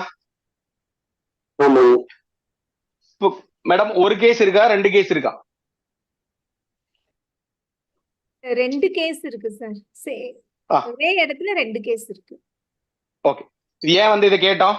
இப்ப புரியும் உங்களுக்கு, மத்தவங்களுக்கு எல்லாமே புரியும் ஏன் வந்து இது 2ன்னு கேட்டோம். டபுள் மைண்ட் கிடையாது, இது வந்து இங்க இருக்காருன்னு அர்த்தம். ரொம்ப நாளா நடக்குதா மேடம்?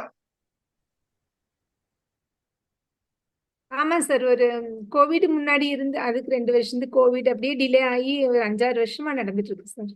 ஓகே, பொதுவா வந்து இது ஏன் வந்து இந்த கேள்வி கேட்கப்பட்டது அப்படின்னா, எந்த ஒரு பிரச்சனமா இருந்தாலும் அந்த பாவத்துல வந்து சனி சம்பந்தப்படும் போதோ அல்லது உதயத்துல வந்து சனி சம்பந்தப்படும் போதோ ஒரு நீண்ட நாள் நடக்கக்கூடிய ஒரு அமைப்பு வந்து பாத்தீங்கன்னா கொடுக்கும். புரியுதுங்களா? இதுதான் அதோடைய கான்செப்ட். ஓகே, சரி, இதுக்கெல்லாம் பலன் அப்புறம் பார்ப்போம். வீடு கட்ட வேணாம், கண்டிப்பா கட்டுவார். ஐயா எனக்கு கரெக்டா இருக்குது ஐயா. என்னுடைய சன்னுக்கு நம்ம காலம் நடக்குது, விடுதலை ஆகல இன்னும், இதுல இருந்து கரெக்டா இருக்குது சார். 6ல சனி. சரிங்களா? இப்ப இதுல நல்லா புரிஞ்சுக்கோங்க, இது வந்து திருமணம் கேட்டார் இல்லையா? திருமணம் யாரு கேட்டது? நான் தாங்க ஐயா கேட்டேன்.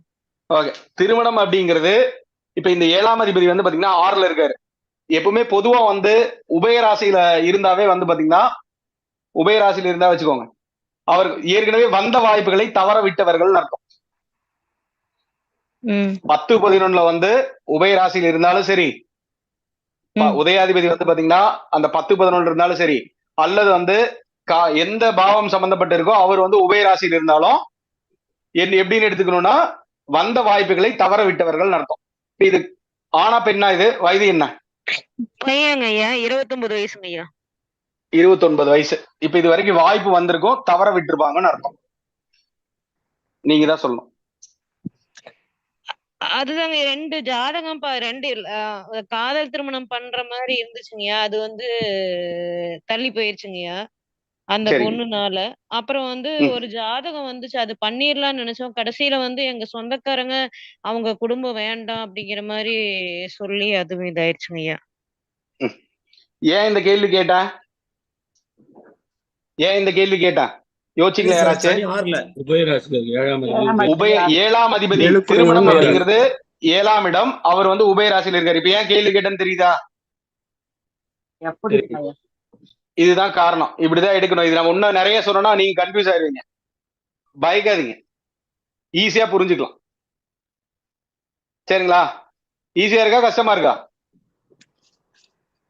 ஈஸியா இருக்கு சார், புரிஞ்சுக்க முடியும். ரொம்ப ஈஸியா இருக்கும், சுலபமா வந்து பாத்தீங்கன்னா இருக்கும். ஓகே, பலன்தான் பயமா இருக்குது. பலன்லாம் பயப்படவே பயப்படாதீங்க, ஈஸியா எடுத்துடலாம் சார். இத வந்து ஒரு தொலைந்து போன ஏதாவது ஒரு வஸ்து, ஒரு தங்க நகையை நான் சொல்றேன் பாருங்க, நான் ஒண்ணு சொல்றேன், திருட்டு போன பிரச்சனத்துக்கு பாக்காதீங்க, தொலைஞ்சு போன பிரச்சனத்துக்கு பாக்காதீங்க, கண்டிப்பா மாட்டிக்குவீங்க. அதன் மூலியமா பல விளைவுகள் சந்திச்சிருக்கேன் நானு, அதுக்காக தான் சொல்றேன்.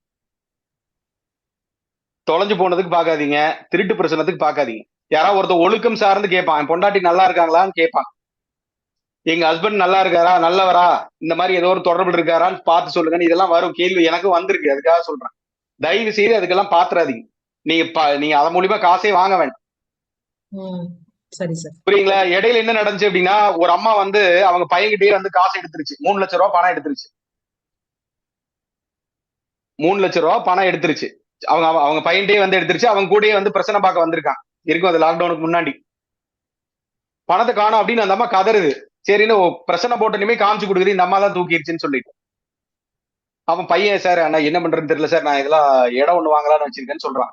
அவன் அப்படியே ரொம்ப இதா இருக்க, இந்த அம்மா பயங்கரமா ஆக்ட் பண்ணுது, இவன் தம்பி கொஞ்சம் வெளியே இருப்பான்னு சொல்லிட்டு என்ன சொன்னேன் தெரியுங்களா? என்னமா பண்ணீங்க காசுன்னு கேட்டேன். இன்னும் என்னை சொல்றீங்க? நாங்க ஆமா என்ன பண்ணீங்கன்னு சொல்றேன். அப்புறம் அழுகுது. இந்த மாப்பிள்ளைக்கு வந்து ஒரு ஆட்டோ வாங்கணும், அது கொஞ்சம் இதெல்லாம் பண்ணணும்னு சொல்லிட்டு 3 லட்சம் ரூபா நான் தான் எடுத்துட்டேன் அப்படி. இதெல்லாம் நடந்தது. புரியுங்களா? இப்ப யாராவது கணவன் மனைவி வந்து கேட்கறாங்கன்னு வச்சுக்கோங்க, புருஷன் நல்லா இல்லன்னு வச்சுக்கோங்க, நல்லவரான்னு கேட்கறாங்க, அல்லது வேற ஏதாவது தொடர்பு இருக்காருன்னு கேட்டீங்கன்னா அதெல்லாம் காமிக்காம இல்ல, பிரச்சனை வந்து காமிச்சு கொடுக்காமலாம் இல்ல, எல்லாத்தையுமே காமிச்சு கொடுக்கும். வச்சுக்கோங்க, உங்க உயிருக்கு உத்தரவாதம் இல்லாம போயிடும். புரியுதுங்களா இல்லையா? ஏன் சொல்றேன்னு புரியும். அதனால கூடுமான வரைக்கும் வந்து பாத்தீங்கன்னா நேர்மறையா இருக்கக்கூடிய பிரச்சனத்துக்கு மட்டும் வந்து பாத்தீங்கன்னா பாருங்க, தெரிஞ்சுக்கோங்க. இதன் மூலியமாக பல பின்விளைவுகள் வந்துடும். இன்னொரு இதுல பார்க்கும்போது அவங்க அம்மாவோட நகையை வந்து பாத்தீங்கன்னா காணன்ட்டு இருக்காங்க, ஒரு அம்மா வந்து எடுத்து வச்சிருக்காங்க. பிரசனத்துல வருது, நீட்டா வந்து பாத்தீங்கன்னா வருது, அவங்க தான் எடுத்து வச்சிருக்காங்க. இந்த மாதிரி கூட கேட்பாங்க, அவங்களை செக் பண்ற மாதிரி கூட வரலாம். சரிங்களா? அதை பத்தி எல்லாம் யோசனையே பண்ணாதீங்க, அதுக்கெல்லாம் தயவு செய்து பார்க்காதீங்க. கண்டுபிடிக்க முடியாம கிடையவே கிடையாது, அதையும் தெரிஞ்சுக்கோங்க. நிறைய பார்த்தாச்சு. சரிங்களா? தெரிஞ்சுக்கோங்க எதுக்காக சொல்ல வர்றேன், ஏன் எதுக்கு. ஒழுக்கம் சார்ந்த பிரச்சனைகளுக்கு வந்து பாத்தீங்கன்னா கண்டிப்பா வந்து பார்க்காது, அதையும் தெரிஞ்சுக்கோ. சரிங்களா? காரணமா தான் சொல்றேன், உங்களுக்கு நீங்க வந்து பாதிக்கப்படக்கூடாதுன்னு அர்த்தம். புரியுது சார், புரியுது. சரிங்களா? கூடுமான வரைக்கும் ஒரு நல்ல விஷயத்துக்காக பாருங்க. இப்ப எத்தனை டைம் வந்து பாத்தீங்கன்னா எத்தனை பேர் எத்தனை பொருள் தொலைக்கிறாங்க? இப்ப நீங்க ஒரு பொருள் தொலைச்சு எத்தனை நாள் இருக்கும்? யாராவது ஒருத்தவங்க சொல்லுங்க, ஒரு பொருள் தொலைச்சு எத்தனை நாள் இருக்கும்? என்னோடது வண்டி தொலைச்சு ஒரு 5 வருஷம் இருக்குங்க ஐயா. சரிங்க. இப்ப அது கேப்பீங்களா பலனு? கேட்க மாட்டேங்க ஐயா, எனக்கு தெரியும் யார் புரியுங்களா? எடுத்தாங்கன்ற அளவுக்கு தெரியும், அதனால ஓகே, அதுக்கு தான் சொல்றேங்க. புரியுங்களா? அப்போ பொருள் தொலைக்கிறது அப்படிங்கிறது எங்கேயா வச்சிருப்பாங்க வேற பக்கம், சும்மா கேக்குறது நான் எங்க வச்சிருக்கேன் கேக்குறதுக்கு எல்லாம் செக் பண்றக்கா இருக்கு. ஒரு கலை அப்படிங்கிறது அதுக்காக வந்திருக்கு.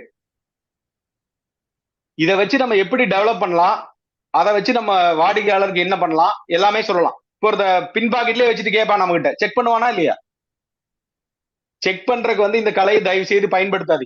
நல்லா புரிஞ்சுக்கோ. உதாரணம் மட்டும் சொல்லி வைக்கிறேன். சும்மா ஒரு ஒரு எப்படி சொல்றது, ஆணித்தரமான ஒரு கேள்வி இல்லாம சும்மா ஒரு 19 ஒரு பிரச்சனை வந்து போட்டு பார்க்காதீங்க. நல்லா புரிஞ்சுக்கோ. ஒரு உதாரணமா சொல்றேன். இப்ப நீங்க வந்து ஒரு விஷயம் வந்து சமைச்சு பாக்குறீங்க. இப்ப இது வரைக்கும் சமைக்க தெரியாதுன்னு வச்சுக்கலாம். ஒரு பெண்ணா இருக்கலாம்னு வச்சுக்கலாம், யாரா வேணாலும் இருக்கலாம்.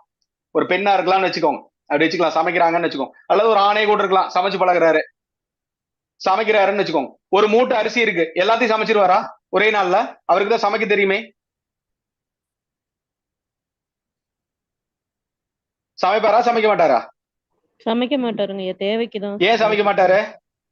தேவையில்லை இல்ல, நிறைய சாப்பிட முடியாதுல்ல. அதே மாதிரிதான் உங்களுக்கு ஒரு காரண காரியம் இல்லாம வந்து பாத்தீங்கன்னா ஒரு பிரச்சனை வந்து பார்க்காது. சும்மா 19 பாக்குறேன் அப்படின்னு சொல்லிட்டு பார்க்காதீங்க. உங்களுக்கு இது காமிக்கிறதுக்காக தான் இது நான் காமிச்சது, இது காரணத்தோட தான் காமிச்சது. உங்களுக்கு புரியும் உபயம் எப்படி வேலை செய்யுது அப்படிங்கறதுக்காக தான் நம்ம போட்டோம். இப்ப புரியுதா உபயம் எப்படி வேலை செய்யுதுன்ட்டு? இது மேக்சிமம் இது நான் கத்துக்கிறதுக்கு எனக்கு ரொம்ப வருஷம் ஆச்சு. நிறைய பிரச்சனை நான் பாத்துக்கிட்டே இருந்தேன், அது மூலியமா தான் கத்துக்க முடிஞ்சு. எந்த மூல நூல்ல போய் பாத்தீங்கன்னாலும் தெரியாது, எந்த ஆசிரியரும் சொல்லி தர மாட்டாங்க. வெளிப்படையாவே நான் சொல்றேன், அதுல எனக்கு எல்லாம் தைரியம் எனக்கு ரொம்ப ஜாஸ்தி, மத்தவங்களோடவே எனக்கு ரொம்ப தைரியம் ஜாஸ்தின்னு வச்சுக்கலாம். எளிமையா இருக்கா இது? புரியுது சார், எளிமையா இருக்கு சார்.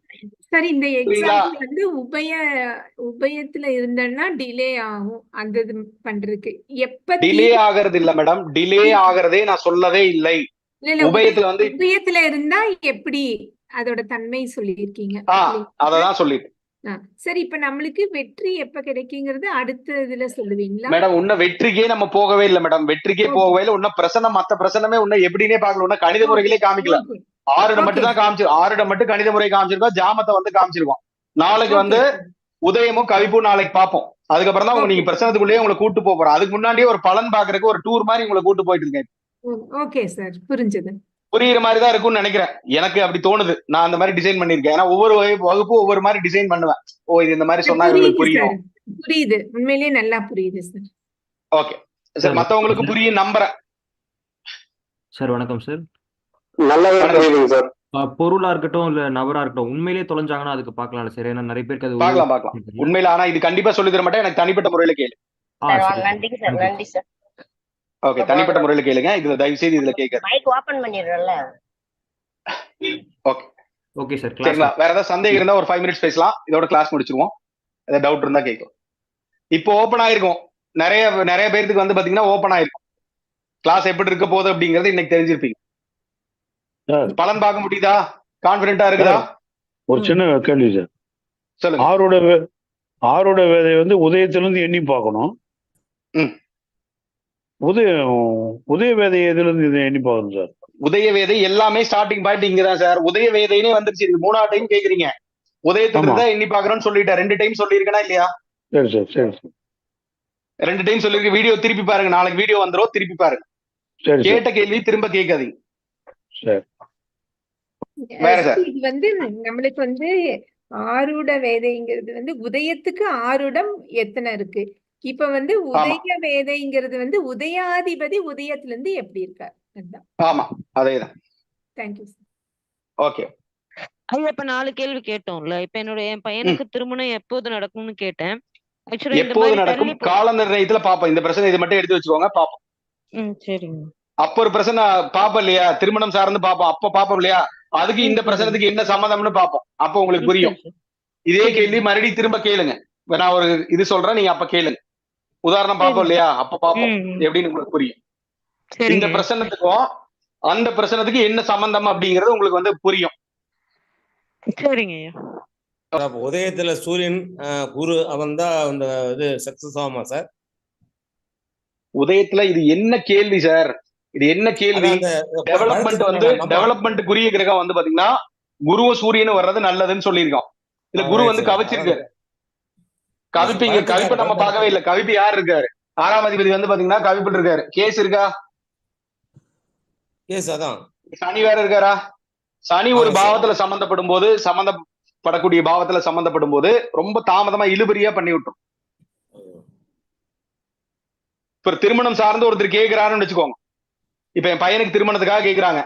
உதயாதிபதி வந்து உபயத்தில் இருந்தாலும் சரி, உதயம் வந்து உபயத்தில் இருந்தாலும் சரி, அவங்களுக்கு வந்து விருப்பம் இருக்கான்னு கேட்க சொல்லணும். கையோட வந்து கேட்க சொல்லணும். என் பையனுக்கு திருமணம் பண்றேன் அப்படின்னு சொல்லி கேட்டாங்கன்னா அவங்களுக்கு விருப்பம் இருக்கா, அவங்ககிட்ட கேட்டுதான் பண்றீங்களான்னு தயவு செய்து கேட்டுக்கோங்க. இல்ல நீங்க பாட்டு கதை சொல்லிட்டு அவங்க பார்க்கும்போது அவங்க பையனுக்கு விருப்பம் இல்லைன்றுவான். இதெல்லாம் நடந்திருக்கு. அதுக்காக தான் சொல்றேன், இந்த மாதிரி பண்ணாதீங்க அப்படின்னு சொல்றேன். உதயத்துல சனி இருக்குன்னு வச்சுக்கோங்க. நாளைக்கு பார்ப்போம். ஒவ்வொரு இதையும் நாளைக்கு பார்ப்போம். சார் ஒரு டவுட், உபயராசிங்களுக்கு நல்ல குவாலிட்டிஸே இல்லைங்களா சார்? நல்ல குவாலிட்டிஸ் இருக்கு சார். இப்ப நான் வீடு வாங்குறேன், 4 வீடு வாங்குவாரு. வண்டி வாங்குறேன், 4-5 வண்டி வாங்குவாரு. நல்ல குவாலிட்டிஸ் இருக்கா இல்லையா? ப்ரொமோஷன் கிடைக்குமா? டபுள் ப்ரொமோஷன் கிடைக்குமா? வெளிநாடு போறாரு, நிறைய நாடுக்கு போவாரா? நல்லது. நிறைய படிப்பாரா? சூழ்நிலைக்கு தகுந்த மாதிரி அது வேலை செய்யும்னு சொல்றேன். கேள்விகளுக்கு தகுந்த மாதிரி நேத்தே நான் சொல்லியிருக்கேன். ஒவ்வொரு கேள்விகளுக்கு தகுந்த மாதிரி அந்த பிரசனத்தை வந்து பாத்தீங்கன்னா நம்ம பார்க்கணும். அதுக்கு நிறைய உதாரணம் சொன்னேன். நேற்று சொன்னா இல்லையா? சொன்னா இல்லையா? திருப்பி பாருங்க. கேள்வி வந்து நேர்மறையான கேள்வியா எதிர்மறையான கேள்வியான்னு பார்த்துட்டு பிரச்சனை பார்க்கணும்னு சொல்லியிருக்கேன். நேற்று சொல்லியிருக்கமா இல்லையா? ஆமாங்க ஐயா, சொன்னீங்க. அப்போ இது வந்து நல்ல குவாலிட்டிஸ் இருக்கா இல்லையா? நிறைய வீடு வாங்குற யோகம் வந்து நல்லதா? நல்லது. நிறைய படிச்சா நல்லதா? நல்லது சார். வெளிநாடு போறாரு, நிறைய நாடுக்கு போனா நல்லதா? அப்ப அந்த உபயராசி அப்படிங்கிறது சூழ்நிலைக்கு தகுந்த மாதிரி வந்து பாத்தீங்கன்னா ஒரு தன்மைகளை வந்து வெளிப்படுத்தும் அப்படிங்கிறக்கா இதை வந்து சொல்லிருக்கு. புரியுதா? புரியலையா? உதயாதிபதி சந்திரன் வந்து உபயராசியில இருக்கிறதுனால நிறைய வீடு வாங்குவார்.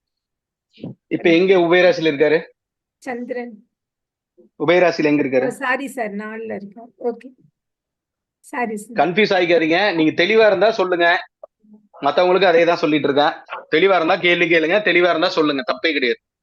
மத்தவங்களை கன்ஃபியூஸ் பண்றாதீங்க. நான் கேள்வி கேட்கிறேன்ட்டு மத்தவங்க கன்ஃபியூஸ் ஆயிடக்கூடாது. ஐயா என்னோட டவுட், இப்ப இந்த சூரியன் ஃபர்ஸ்ட்ல போட்டிருக்கீங்கல்ல, எப்படி நம்ம அது எப்படி ஆரம்பிச்சீங்க? ஏன்னா அது டவுட்டா இருக்கு எனக்கு. இப்ப இன்னைக்கு எத்தனாவது ஜாமம்? 9:22 போட்டோமா? இன்னைக்கு எத்தனாவது ஜாமம்? இன்னைக்கு என்ன கிழமை? இன்னைக்கு சனிக்கிழமையா? சனிக்கிழமை. இன்னைக்கு எத்தனாவது ஜாமம்? 9:22. மூணாவது ஜாமம் வருதுங்களா? அப்ப எந்த கிரகத்தை ஆரம்பிக்கணும்? எங்க ஆரம்பிக்கணும்? எந்த கிரகத்தை ஆரம்பிப்பீங்க? சூரியன்ல இருந்து சனி ஆரம்பிக்கும். ஆரம்பிக்கணுமா? சனி மீனத்துல முதல் ஜாமத்துல ஆரம்பிப்பீங்களா? ஆமா. ரெண்டாவது ஜாமத்துல சனி எங்க இருப்பாரு? மறந்து போச்சு. மீனத்துல இருப்பாரா ஃபர்ஸ்ட் ஜாமத்துல? ரெண்டாவது ஜாமத்துல மகரத்துல வர்றாரா ஆன்டி கிளாக் வைஸா? ஆமாங்க.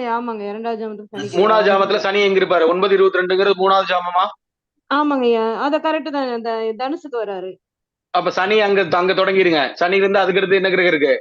சனி, அதுக்கப்புறம் சந்திரன் வருதுங்க. அதுக்கப்புறம் ராகு. அப்புறம் ராகுக்கு அப்புறம் சூரியனா? ஆமாங்க, சூரியன் செவ்வாய் குரு புதன் சுக்கிரன். குரு. கட்டாயிருச்சுங்க. இப்படிதான் இந்த மாதிரிதான் அமையுது. சரிங்க, நல்லா புரிஞ்சிருச்சுங்க ஐயா. ஓகே சார், வேற? நன்றிங்க. ஓகே, நன்றி, மகிழ்ச்சி. எல்லாம் நல்லா புரியுது. ஓகே, கொஞ்சம் ஸ்லோவா இடத்துல இன்னும் நல்லா பெட்டரா புரியுது சார். வீடியோ வருது சார், பாத்துக்கோங்க. இவ்வளவு பேருக்கு புரிய வைக்கிறேன்னா 1 வருஷம் எடுக்கணும் சார். நானு வீடியோ நாளைக்கு வரும். டவுட்டா இருந்தா எனக்கு தனிப்பட்ட முறையில கூட கேட்டிருக்கேன், தப்பே கிடையாது. குரூப்ல கேட்கறதுக்கு கடினமா இருந்துச்சு அப்படின்னா தனிப்பட்ட முறையில கேளுங்க. வீடியோ உங்களுக்கு அனுப்பிச்சு வச்சிருவோம். நைட்டே மேக்ஸிமம் அனுப்புற மாதிரி பிளான் பண்ணி வச்சிருக்கோம். சரிங்களா? ஒரு நாளைக்கு ஃபுல் டே இருக்கு. நைட் 8 மணிக்கு தான் கிளாஸ் ஸ்டார்ட் பண்றோம். நைட்டே கூட ஒரு டைம் வீடியோ பாத்துருங்க. ஏதாவது சந்தேகம் இருந்தா எழுதி வச்சிருங்க. அந்த சந்தேகத்தை கிளாஸ் வந்தோடனே முதல்ல கேளுங்க. ஓகே. இன்னைக்கு நம்ம எடுத்ததுல ஏதாவது சந்தேகம் இப்ப போய் கேளுங்க. முடிச்சுட்டு போயிட்டோம்னா நல்லா இருக்கும். நாளைக்கு வரும்போது ரிஃப்ரெஷ்ஷா இருக்கும், உங்களுக்கு புதுசா தொடங்குற மாதிரி இருக்கும். ஐயா உங்க நம்பர் ஐயா தனியா கேட்க. 790 44 35136. 790 44 ஓகே 35136. சார், வேற ஏதாவது சந்தேகம் இருக்கா சார்? இந்த கதிர்சை, பொன்மால், புகர், மாந்தி, மதி, பாம்பு மனப்பாடம் பண்ண சார். நேற்று தான் ரூல் சொல்லி கொடுத்தேன், மனப்பாடமே பண்ணாம. அதான் அது உங்க விருப்பம் சார். நீங்க மனப்பாடம் பண்ணாலும் சரி, நீங்க நேற்று பார்த்த ஃபார்முலா பார்த்தாலும் சரி, எது ஈஸியா இருக்கோ அதை பண்ணிக்கோ, தப்பு கிடையாது. உதயம் கால்குலேஷன் சொல்லிட்டீங்களா சார்? நாளைக்கு இல்ல சார், நாளைக்கு பார்ப்போம். உதயமும் கவிப்பும் நாளைக்கு பார்ப்போம் சார். இன்னொரு தடவை உங்க நம்பர் சொல்லுங்க சார். 790 44 44 ஓகே 35136. இந்த எழுதி கூட போட்டு வச்சிரு. Okay sir, thank you sir. நாளைக்கு பார்ப்போம். இன்னைக்கு வகுப்பு முடிச்சிருவோம், நாளைக்கு பார்ப்போம். நன்றி, வணக்கம்.